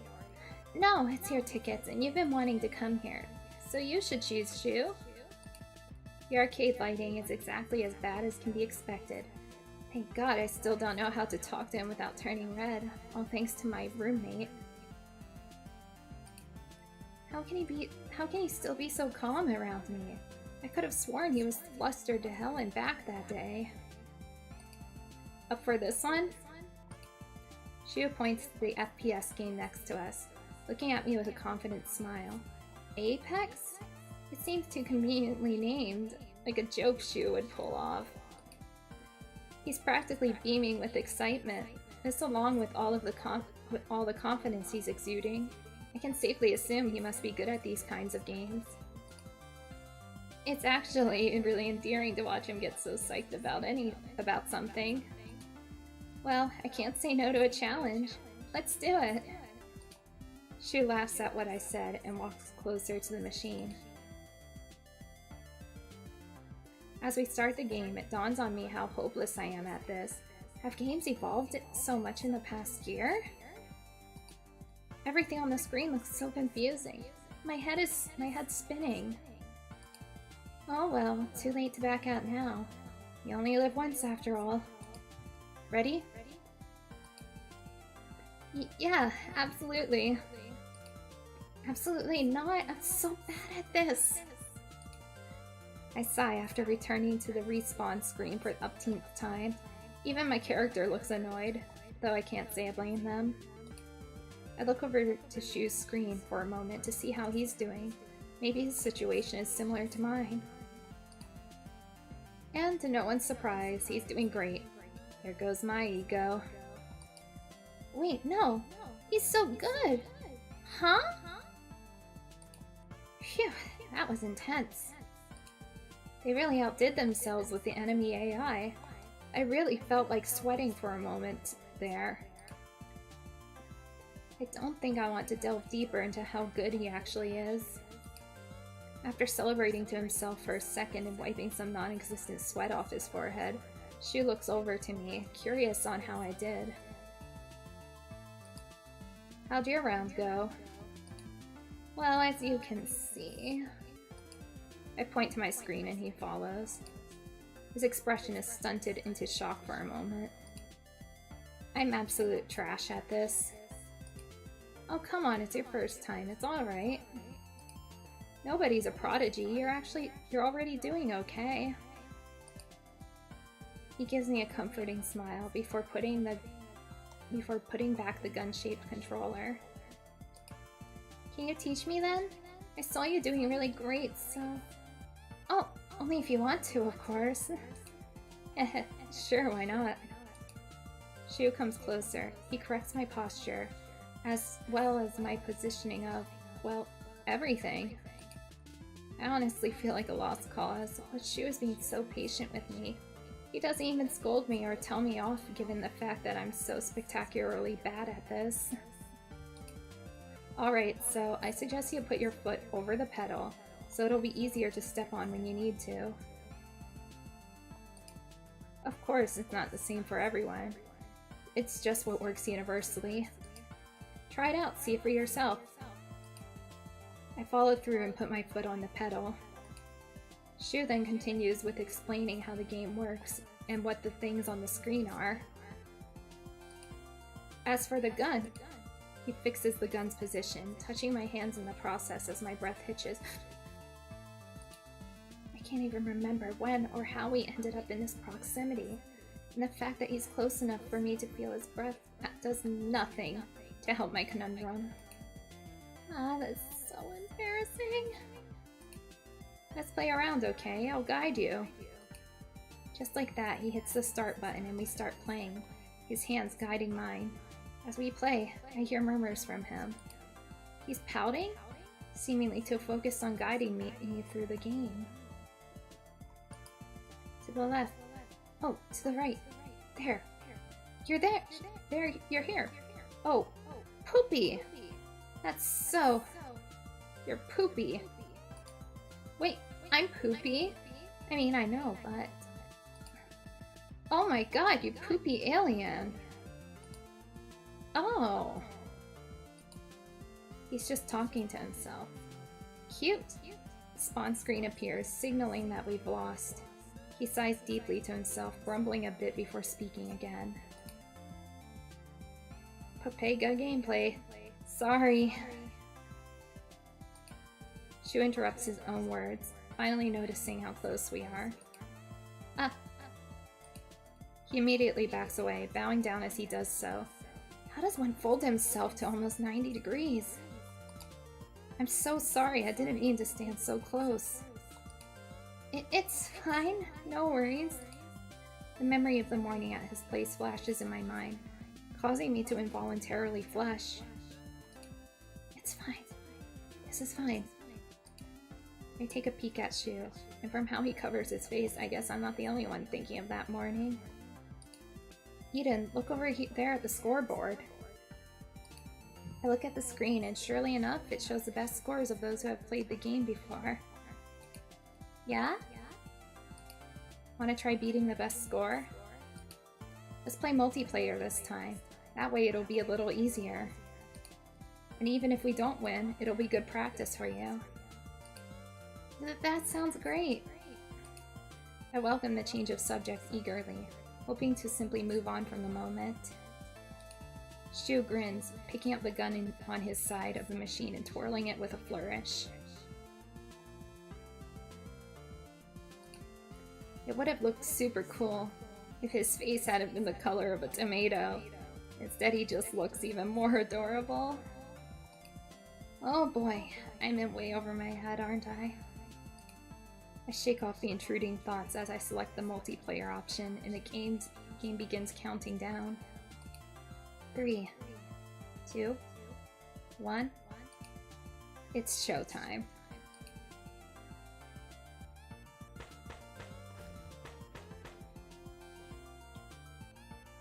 That was a close match. We almost died more times than I can count. I actually saved Shu's butt a couple of times. Look at me go! Wow, Eden, that went pretty well. You're a quick learner, and a team player. Ah, only because I had such a great teacher. Oh my gosh, Shu, look! In a burst of excitement, I point to the screen, where a message flashes announcing our victory. With the game screen acting as a spotlight, Shu's sudden change in expression seems much more apparent to me. Hmm? Ah, we did it! We did it! We did it! Look! We got the high score! We won! Sheer giddiness takes a hold of me as I begin hopping up and down, clapping my hands and laughing in glee. I probably look really stupid, but I don't care anymore. I'm gonna celebrate this moment, even if it costs me my dignity. Though Shu definitely carried me through that entire game. Ah, you did great, Eden. Shu's voice seems shakier than usual, and yet it carries a fondness I'd rarely heard from him before. He laughs heartily, grinning from ear to ear. I sheepishly rub the back of my head. This time, it's definitely because of me. I've gotten better at reading his expressions. If only Shu knew. Maybe he'll praise me. Oh, not again. Why am I thinking like this? Hey, would you bend down for a moment? I promise it's nothing sussy. Sure? Due to our height difference, Shu ends up having to kneel down to get below my field of vision. He looks up at me, half expectant and half confused. Eh? I pat Shu gently on the head, smiling as I ruffle his hair affectionately.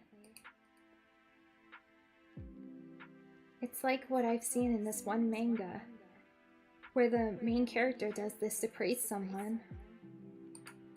What are you doing? Thanks to your incredible instructions, Professor Yamino. Without your guidance, I never would have figured out how to reload, much less make it to the top of the leaderboard. Shu sputters for a moment, eyes looking anywhere but me as he struggles to form a coherent sentence.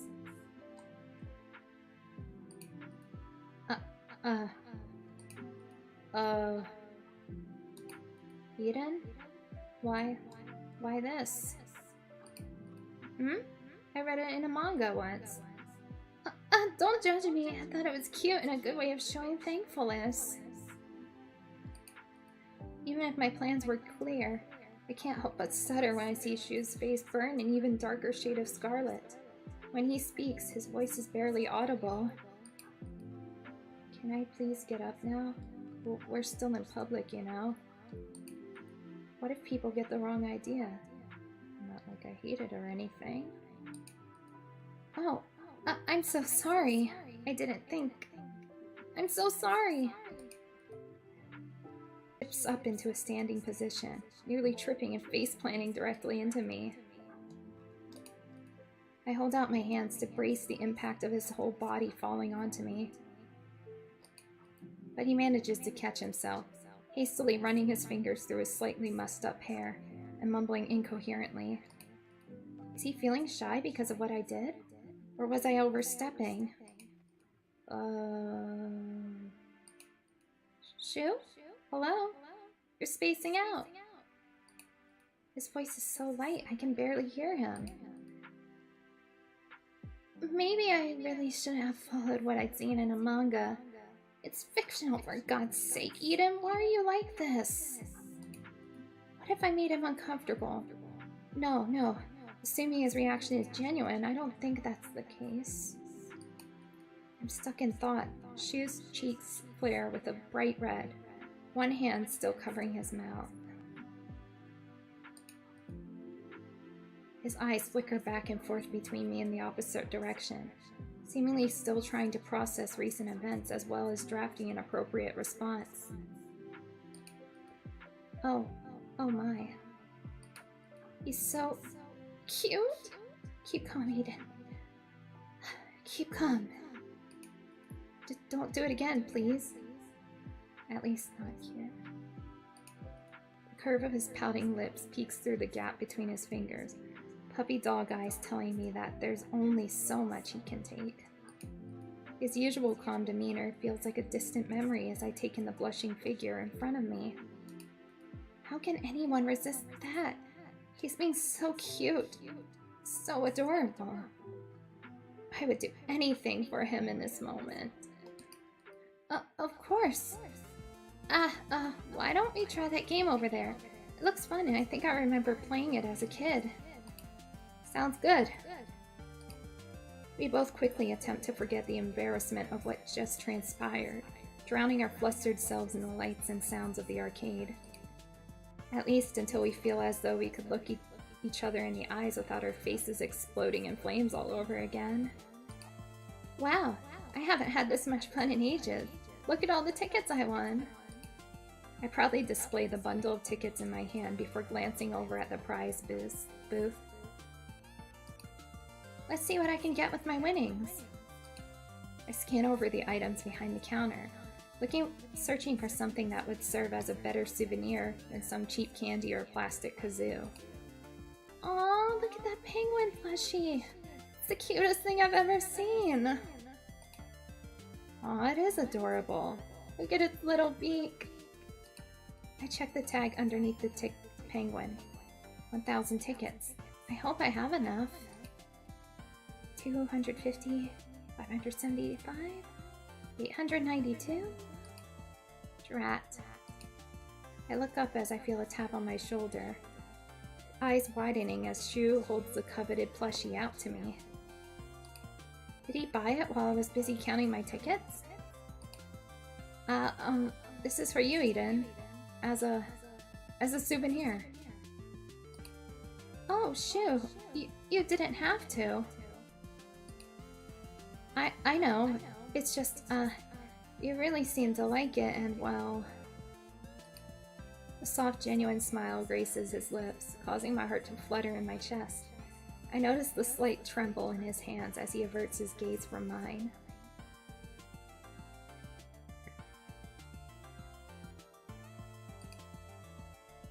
Thank you for spending time with me, Eden. Really. He's so cute! Oh my gosh, thank you, Shu! An even brighter smile lights up his face as he sees me take the plushie from his hands. I would accept anything from him if it means I can see that smile more often. Without any further thought, and a massive grin on my face, I all but tackle the poor boy into a hug. Ah. After a moment of surprise, Shu slowly puts his arms around me as well. I can feel his heart beating out of his chest as he pats me gently, albeit a bit awkwardly, on the back with his free hand. You're welcome, Eden. We should probably head home though. The arcade's about to close. I can walk you back to your place. I jerk back in surprise, a sheepish grin settling on my face a moment later as his hands fall back to his sides. Oh, of course. I mean, that'd be great, thanks. I fall into step beside him as we exit the arcade.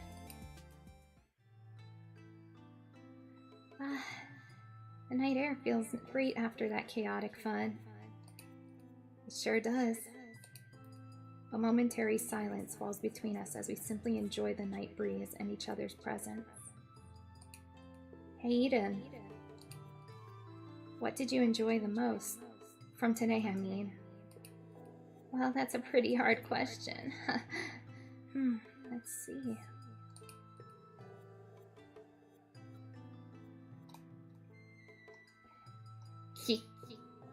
Spending time with you? Spending time with you, that's what made everything fun. Shu seems to be slightly taken aback, eyes widening at my response. It's clear that he wasn't expecting me to say that. A smile then forms on his face as he lightly chuckles. Aw, I had a lot of fun spending time with you too. I'm glad you could tag along today despite this being so last minute. And I'm happy that I got to know you more. Oh, this is my stop. Thanks again for today, and for walking me home, Shu. Good night. Night, Eden. Shu gives me the most genuine smile I've ever seen from him, giving a small wave as he turns to leave. I can faintly hear him humming a tune to himself as he walks away. I smile to myself, hugging the plushie one last time as I mentally prepare myself to face my roommate. Well, someone had a good day. There she is. At least let me get inside first. It's smothering me. She gives me nothing but a laugh and opens the front door for me. Shu stops in his tracks as he reaches his home. He lets out a blissful sigh before unlocking his door, unaware that a surprise is waiting for him on the other side. Uh-oh.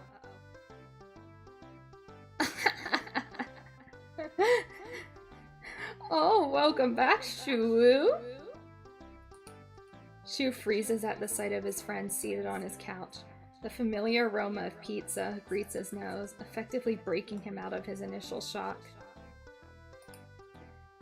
He scans through the apartment to see pizza boxes scattered around his table and countertop, some shoved down to a corner with an ungodly amount of empty soda cans. Shu, you're back! Huh? So how'd the date go? What date? You know what he means, Shu. Oh, come on. Do I have to tell you guys? So it was a date. Look at the boy. He's growing up so fast. Y'all don't have to be that dramatic about it. Shoo, pretty please. Ugh, fine, fine. Y'all are cleaning up after this.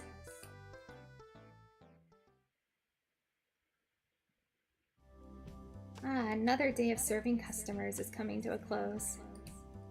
I'm currently chilling in the break room, checking my phone for any messages I missed during my shift. Oh, that artist posted something new, and that new merch just dropped. Holy cow, the fic has an update. It's been 7 million years. I giddily click the notification, eagerly losing myself in the story. The writing is immaculate. In previous chapters, I laughed, cried, shook my fist at the screen, and shouted, "Just kiss already!" It was glorious. Just when I'm finally getting to the scene where they realize their love for each other and... Eden! I shriek, dropping my phone as I nearly jump out of my skin at the sight of Shu peeking over the edge of the table. Ah, Shu, don't do that! Got you. The man is too good looking for his own sake. That goofy smirk quirking up the corner of his lips as he fights back laughter. He's lucky he's cute.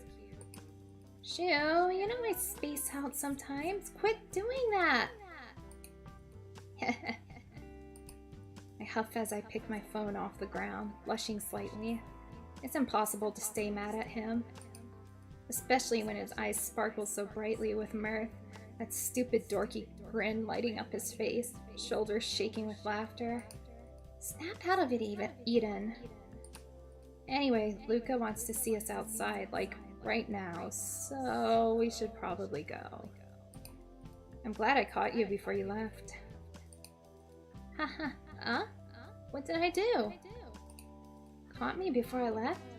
He's my manager, he knows when I leave. What is he playing? You'll see. Yeah? What's he being all mysterious and ominous about? What did I do that could have gotten me into trouble? Oh. Oh! But that was months ago. Why is Luca bringing it up now? How did he even find out? Thoughts of waking up next to Shu, my manager, flood my brain, my face flushing a deep shade of scarlet. I grab Shu by his sleeve, pulling him along as I march off, praying that I'm not about to get fired. Eden, stop dragging me! I promise it's not bad. Now let me go! After a moment, I comply, but at this point we were already outside and... Oh no, he saw everything, didn't he?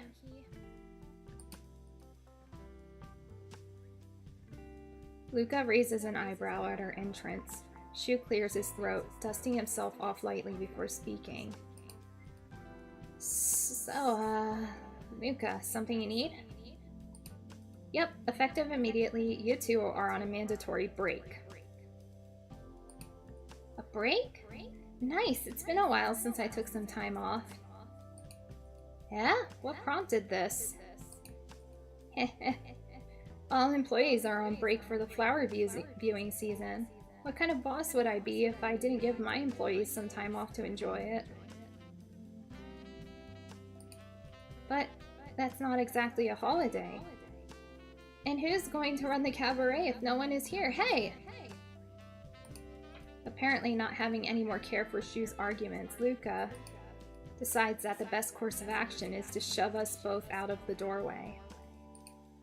Just take the break before I make you. I'm fine, I'll take it. Just keep Mista out of the kitchen. Okay. The doors slam shut behind us, leaving Shu and I alone in front of the cabaret. Shu clears his throat before turning to me. Hey, since we're on a break now, maybe you could come over to my place tomorrow. It's been a while since we last hung out. I'd love to. Good thing I don't have any other plans. And it's been long enough since that incident happened that neither of us are nervous around each other anymore. We've been over to each other's places a few times since then, too. Knowing Luca, he won't let us back in, even if the cabaret crumbles down right then and there, so being the kind soul that he is, Shu decides to walk me home. As we walk into the quiet streets, Shu falls in step next to me, humming to a gentle tune. Our proximity gives way for our hands to occasionally brush against one another, a light, almost feathery touch that makes my veins run electric. It's a pity the sun has already set, as I miss the faint blush decorating my manager's cheeks despite the frequent glances I'm sending in his direction. Apparently, he's been doing the same to me, as our eyes meet only for both of us to self-consciously look away. We're both definitely blushing now. I have half a mind to just reach out and tell him, Shu? What if we... No, it's too soon for that. Hmm? He looks at me expectantly, waiting for me to continue my sentence, head tilted slightly to the side. The area is dimly lit, but I'm pretty sure I can still see his eyes sparkling, even here. Nothing! Look, my apartment's right there. See you tomorrow! I book it into my apartment building, too embarrassed at my own thoughts to even look back at Shu.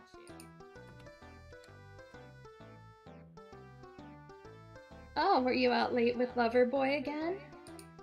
I told you he's not my lover! I leave for Shu's place the next day, a little tired after what had been a sleepless night, fighting with my roommate over if Shu was my boyfriend or not. Another reason to never tell her where I'm going, I guess. Thank God I memorized the way over to Shu's place. I didn't realize how much his apartment had started to feel like a second home. I barely finish knocking before the door swings wide open, and an ecstatic Shu comes out to greet me, just like he usually does.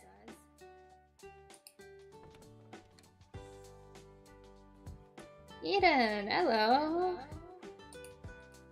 Shu steps back to let me inside, and I notice her favorite games are already set up in his room. Aw, he's so sweet, well prepared as always, complete with drinks and snacks at the ready so neither of us will have to move.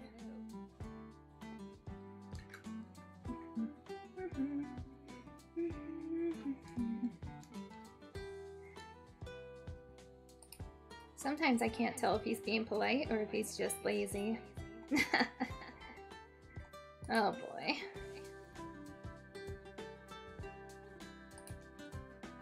Literally me.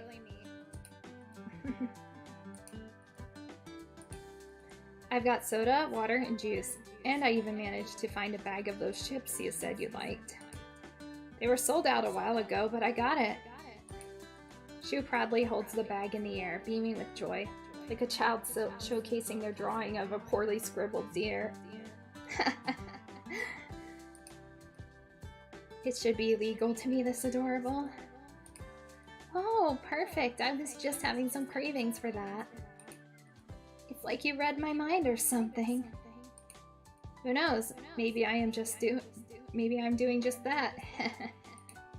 Come on, the games won't play themselves. Let's go! Fine. You're like a child sometimes. Sheesh. I poopy. Now, come hopcon.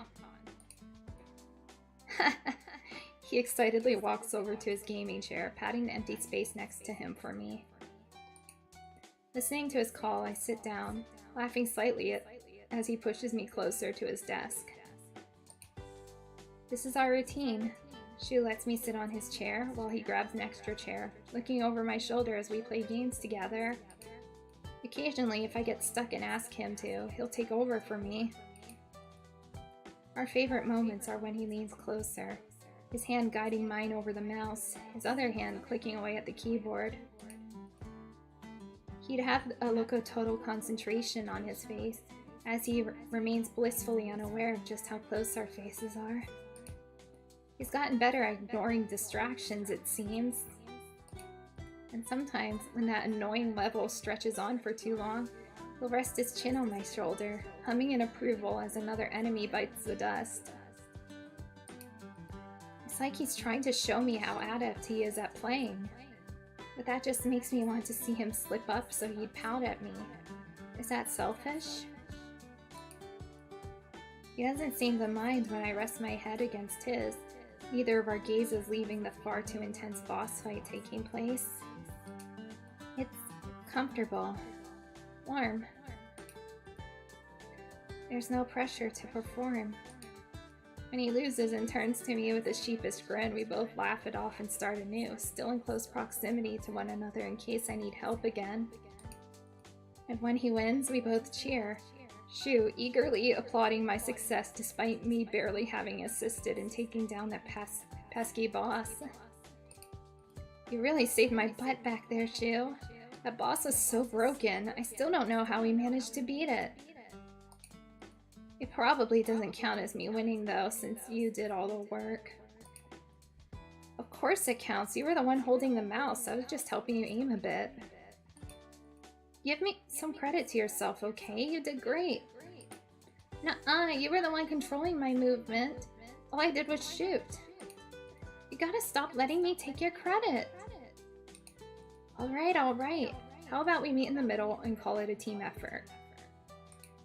Holding his hands up in defeat, he looks at me with those puppy dog eyes. How can I refuse? I laugh softly at the sight. Fine. But one day, I will take that boss down myself. I know you will. I believe in you, okay? I'll do my best. Oh, hey, look! There's Sakura trees in game too. It's like they knew what season it is.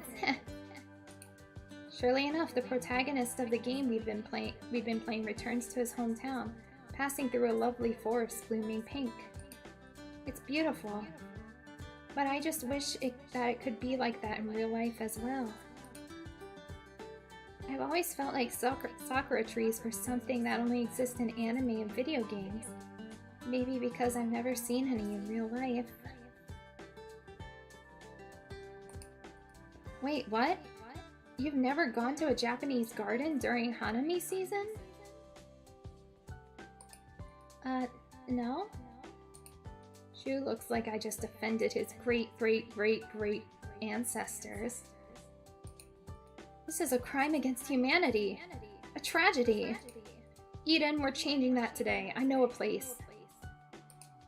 We still have time left. We can even go and have a proper little picnic together. Wait. Like a date? Uh-oh. I guess I said that out loud, given the way she was looking at me right now. Well, not exactly. Anyway, I'll be right back. I need to change. Hurriedly, Shu yanks some clothes out of his closet and disappears into the bathroom, flushing a bright red.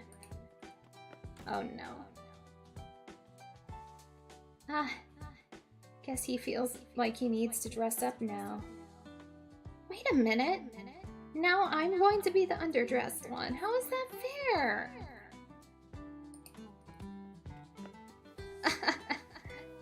My internal panic is cut short by Shu popping back into the room, still not yet changed.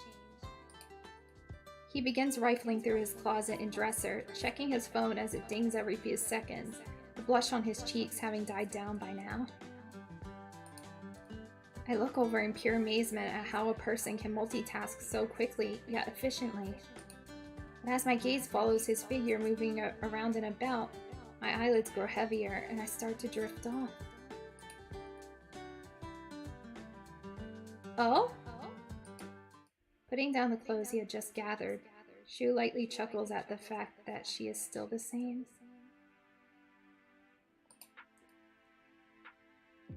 She was able to fall asleep so quickly in spite of how lively she had been just moments before. Carrying Eden to the bed, he tucks her in with a satisfied grin on his face. Heh, sweet dreams. I'll be here again soon, okay? So wait here and sleep. On second thought, maybe... Sitting down on the side of his own bed, Shu rests his head on his arm, while patting Eden's hair. He smiles a bit. Since when did Eden become so dear to him? It feels like he can't really spend a day without worrying or thinking about her anymore. Is this what love feels like? He doesn't know, but he's pretty sure this comes close. Eden notices the movement on her head and grabs Shu's hand, holding it like one would a beloved plushie. Ah, so cute, clinging on to me like this. He doesn't know how long he's stayed like this, whispering sweet nothings to Eden, looking at her sleeping face. Every little flicker of expression, the mumbles she makes, he cherishes them all. Even though he wants to savor this moment, and as much as he wishes he can freeze time so that they can stay like this forever, they still have a picnic to attend. He can't show up unprepared, so he has to ask Eden to let go for a bit.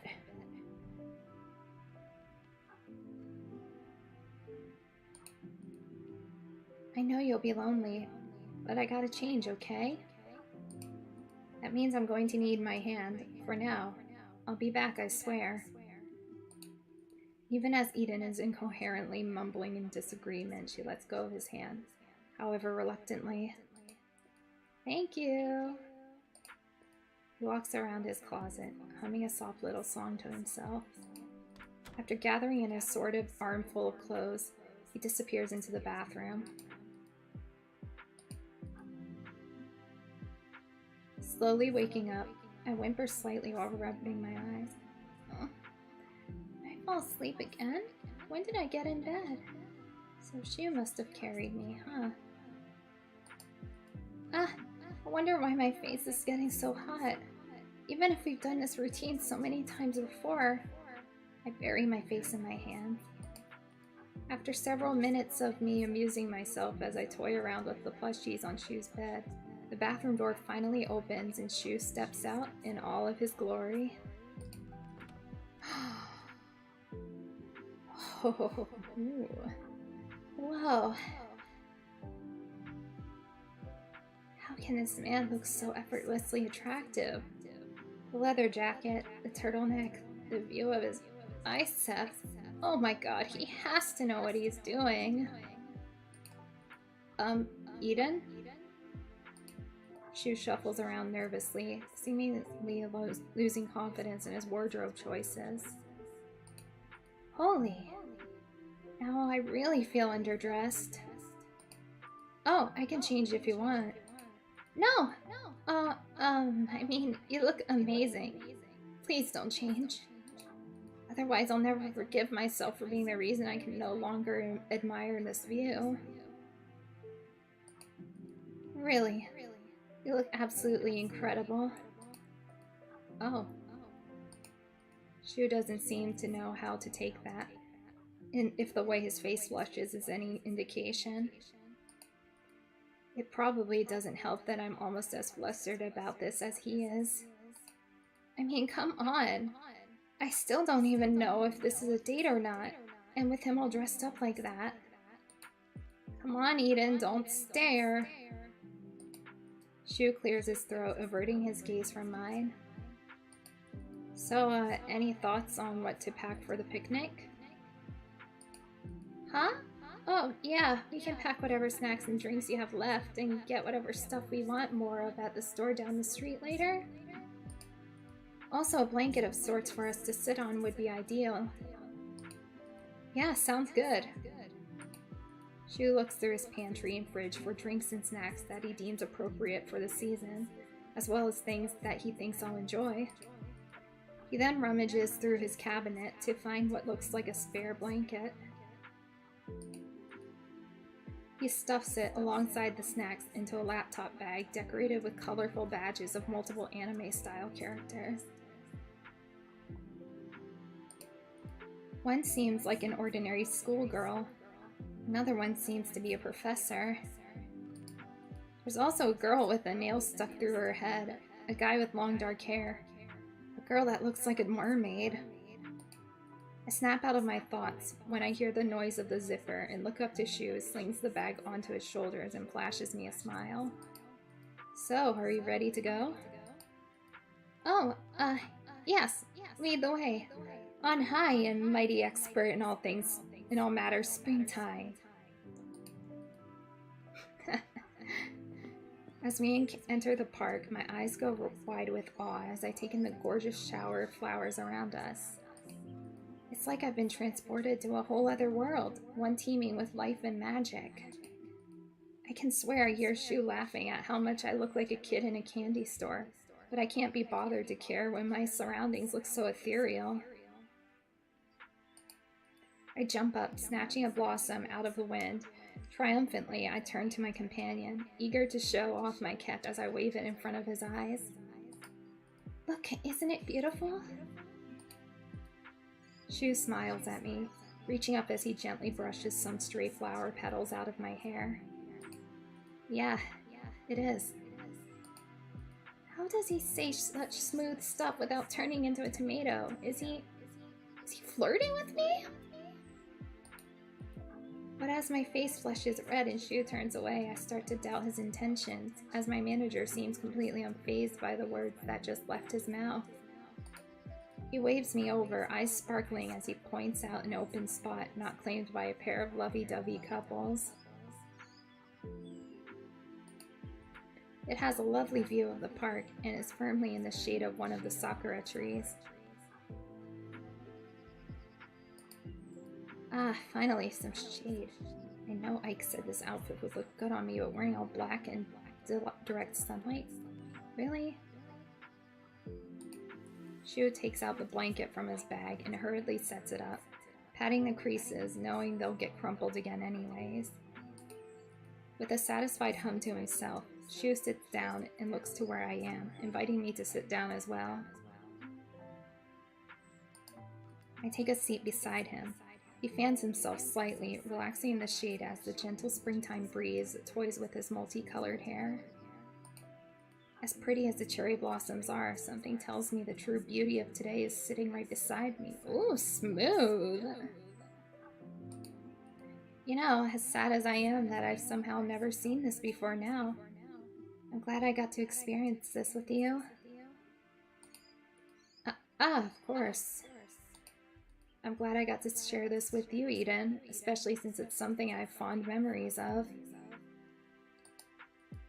We sit here in silence for a long moment, admiring the sights and sounds around us, until my stomach makes a very embarrassing sound. Oh my God! Embarrassment, that's what I am. Earth, swallow me. Shu giggles and rummages through the decorated bag, trying to find something that he packed. His eyes glitter when he seems to have found what he needs and pulls it out of the bag with a smug grin on his face. Ta-da! Instant noodles.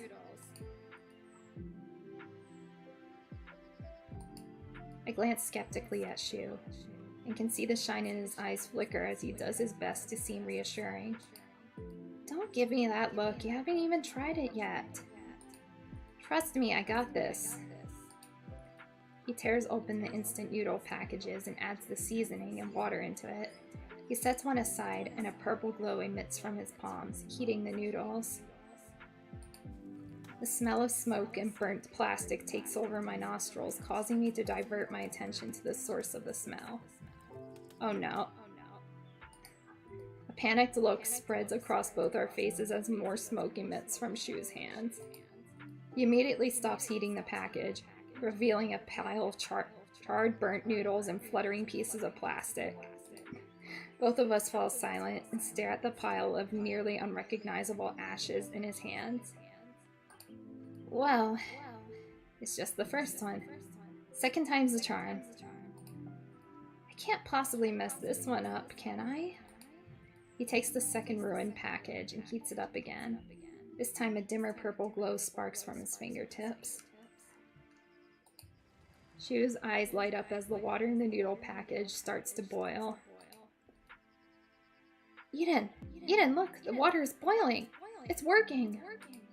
His excitement, however, doesn't last too long as the noodles start to boil over, making a small mess on his side of the blanket. He gently sets aside the second failed attempt on the grass, and we share a moment of silence over the failed noodle cooking attempt, which is promptly broken as I let out a laugh I was trying to hold in when the noodles started to boil over. Hey, come on, don't laugh at me. How can I not? You looked so excited when the water started to boil. Now you look dejected like a puppy who lost its play toy. Man, I really thought that would work. What a bummer. It's okay, Shu. You'd never have known unless you tried. Now that we've desecrated our food beyond human consumption, why don't we check out the stalls over there? I point at the stalls not far away from the both of us are sitting. Somewhere the both of us are sitting. The smell and the thought of tasting the seasonal street food makes the two of us gulp in excitement. Shu lets out a sigh and smiles in defeat. Alright then, trying foods exclusive to the Hanami season is also a must-do. Then what are we waiting for? Let's go! Shu lets out a chuckle over my excitement for the food and joins me on my quest to find goodies for the two of us. By which I mean I'd let the resident expert pick out a few options. Once we return to our spot in the shade, Shu lays out our treats on the picnic blanket, letting me have first dibs. Let's see, there's some sakura mochi, some hanami dango, and a package of poke. What should I get? Pick. Let's see. Oh. Sakura mochi. Wow, this looks so pretty. I almost don't want to eat it. Oh well, I guess there's only one way to find out if it tastes as good as it looks. Wait, Eden. Shu watches as I take my first bite of the sakura mochi, eyes widening as he reaches out his hand. I chew the mochi, and it is pleasant at first, but then I taste something leafy and salty. I make a face of confusion as those unusual flavors wash over my tongue. Oh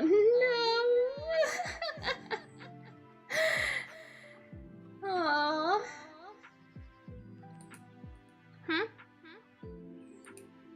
You weren't supposed to eat the leaf. It's, just for decoration.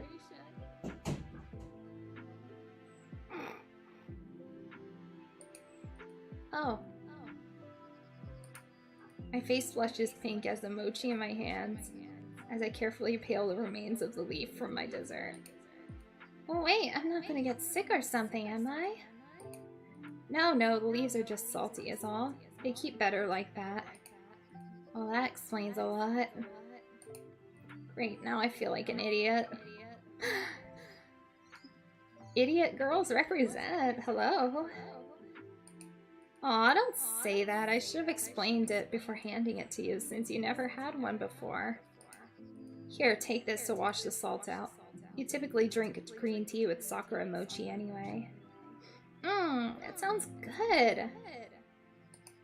Shu hands me the bottle of green tea he'd been drinking out of, which I take gratefully.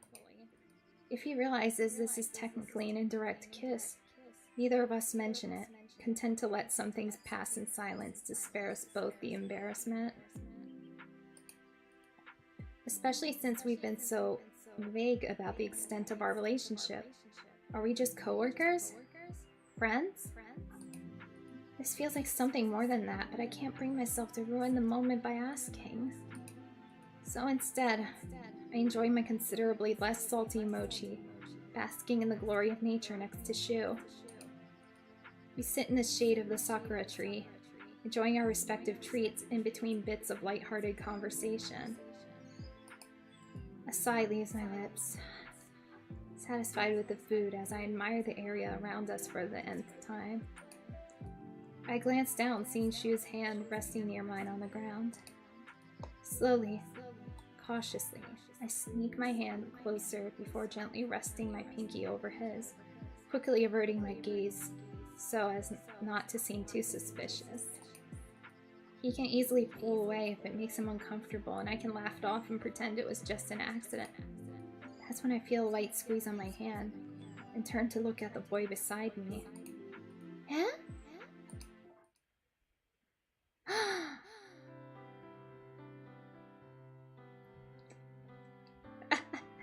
Premarital hand-holding. I think we're going too fast. You know, if you wanted to hold my hand so badly, you could have just asked. Oh, I didn't want to assume. So, does this mean we're officially dating? Well, yes. Oh, only if you're comfortable with it, of course. I didn't mean to, oh jeez. Shu's cheeks flush with an adorable shade of scarlet as he ducks his head, turning away to hide his embarrassment. However, his fingers remain firmly intertwined with mine. I guess his answer is clear. Of course I am, Shu. I'm always comfortable when I'm with you. Shu turns back to me with surprise flitting over his face, though it quickly melts into a soft smile. His eyes sparkle with warmth as he gently traces circles on the back of my hand. I'm glad, and I feel the same about you. Something tells me he's referring to more than simply our comfort levels when in one another's presence. My heart flutters, and I give his hand a tiny squeeze as I smile back at him. Thank you for choosing to be by my side. Shu gives me a gentle smile, his hands glued onto mine as both of us continue to admire the cherry blossoms dancing in the air. Part of me wants to initiate more intimacy with my now significant other, but the rest of me decides to just share the scenery in silence. As it is our first moments of being a couple. And so we do, basking in the glory of the sakura petals whirling about in the wind. Eventually my head comes to rest on Shu's shoulder, and his head rests against mine. The silence is comforting as we simply enjoy one another's presence, occasionally giving the other person's hand a gentle squeeze. As the sun begins to set, Shu gently rubs his thumb across the back of my hand, gaze tearing itself away from the gorgeous scenery around us to meet my own. Hey, we should probably head back before it gets too late. Wouldn't want anything to happen to you on the way back to your place. He flicks my forehead gently with his free hand, laughing softly to himself. With a sorcerer as my boyfriend, they'd have to be pretty dumb to pull something with you around. But boyfriend, huh? I like that. So, my sorcerer in shining robes? Are you going to walk me home? No, I was going to head back to my place. His deadpan expression quickly breaks into a bright smile as he laughs. Of course, after all. What kind of boyfriend would I be if I let my significant other walk back to their apartment alone at night? I giggle in glee at his acceptance of our new relationship status, standing up and tugging on his arm lightly to help pull him to his feet. We pack up the picnic supplies quickly, stuffing the ruined noodle packets in a plastic bag we'd brought with us for our trash. We walk hand in hand back to my apartment, giddy with excitement from the day's events. Thanks again for today. It was wonderful. We'll have to have another date sometime soon. If you're comfortable with that, of course. Yeah, that sounds really nice. He clears his throat, averting his gaze from mine bashfully. Well, if you don't need anything else, I guess I'll head home. Good night, Eden. He flashes me a gentle grin as he waves goodbye, turning around to head toward his apartment. Feeling the distance between the two of us increase, I can't help but want to say something to him. Before it's too late, I decide that it's now or never. Hey, Shu.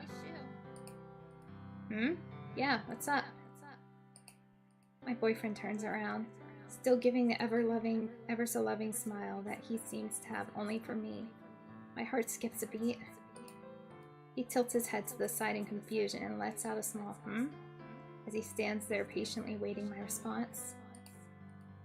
His vibrantly colored hair seems to glow softly in the faint moonlight. I can't help myself. I take a half step forward, my hand reaching up to cup gently behind his head. I press a soft, chaste kiss to Shu's cheek. My fingers reluctantly untangle themselves from his silky soft hair as I step back, face aflame as the realization of what I just done starts to sink in. Shu stands there in shock for a long moment, mouth opening and closing like a goldfish as he scrambles to rebuild his internal dictionary. A string of giggles escapes my lips upon seeing my boyfriend's reaction to the kiss I gave him. I look him in the eye with pure adoration and amusement. That was a token of my appreciation for today, and to mark the start of our relationship.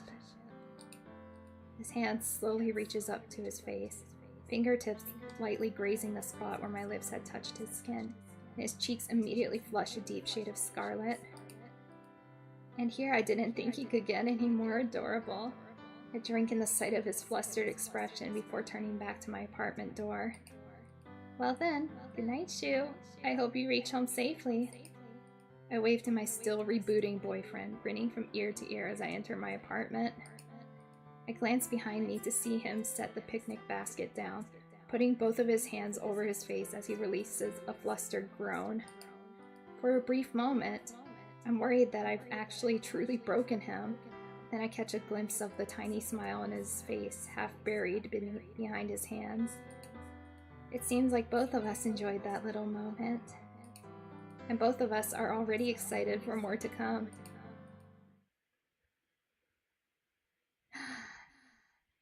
It's the end! Oh, that was so sweet!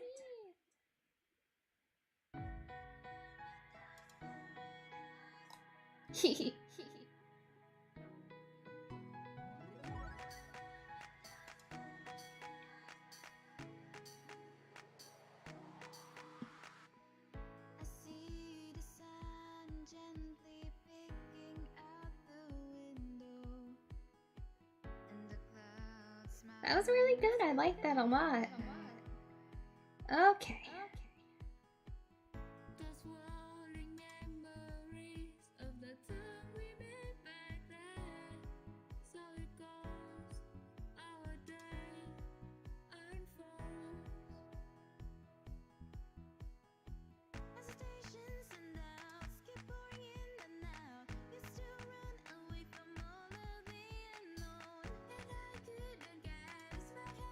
I really like the ending song.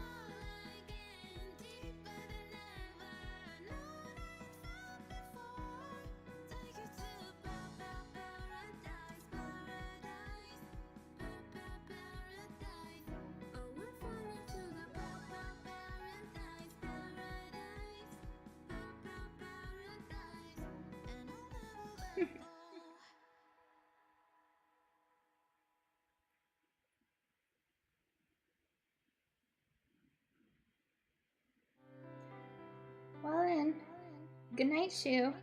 I hope you reach home safely. I wave to my still rebooting boyfriend, grinning from ear to ear as I enter my apartment. I glance behind me to see him set the picnic basket down. Put both of his hands over his face as he releases a flustered groan. For a brief moment, I'm worried that I've actually truly broken him. But then I caught a glimpse of the tiny smile on his face, half buried behind his hands. It seems like both of us enjoyed that little moment. And both of us are already excited for more to come. In the distance, sounds of squealing and claps come from Akarino as the Shikigami is unable to hold in his excitement. Did you guys see that? Eden kissed him? Oh, I'm sorry you missed it.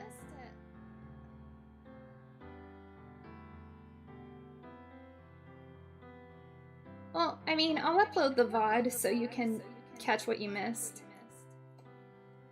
Yami, you lucky guy. Ah, young love, how wonderful. Kura, aren't we all the same age?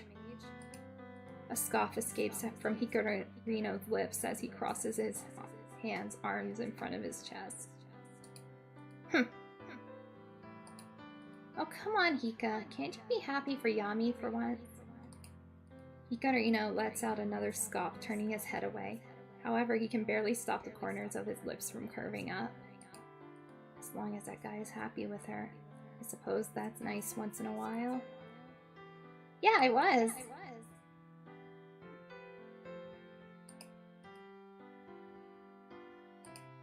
Hika, are you smiling? No. I'm not smiling, not at all. Boo-hoo, I saw you smile. Hika smiled. Well, Hika, I guess you were happy for him after all. Would you perhaps want to start your very own romance too? Preposterous. I do not want such a thing. Oh my, are you jealous, Hika? I most certainly am not. Aw, look at you. You're so cute, Hika. Ugh, never call me that again. Hikarino disappears in a flash of green flames, reappearing in a different room and depositing himself on the couch. The novelist beside him raises an eyebrow at the sorcerer's sudden appearance. Again? What is it this time? Guess who ignored my advice and got himself into a relationship? Looks like someone's feeling left out. Seriously? Not you too. Those are strong words from someone who's still maidenless himself. The novelist chuckles amusingly, shaking his head. Sure, Hikarino. Keep thinking what you'd like to think. But you know deep down you're glad that he picked her instead of somebody else. You were only watching Eden for your own convenience. Of course, I have to live with the consequences of his poor decisions after all. And I'll remain watching them quite closely from here on out. Ha!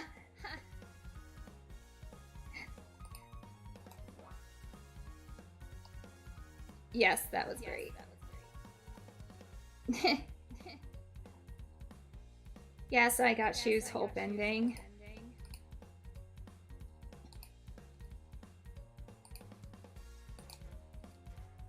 Okay.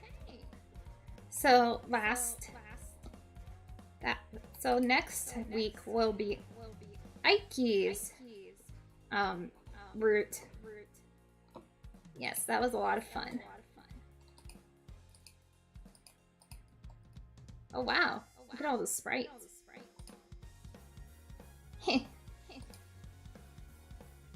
Nice.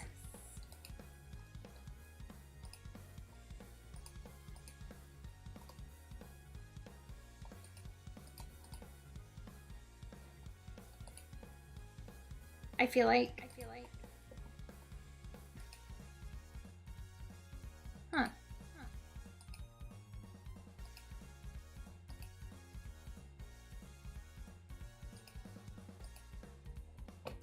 Well, anyway.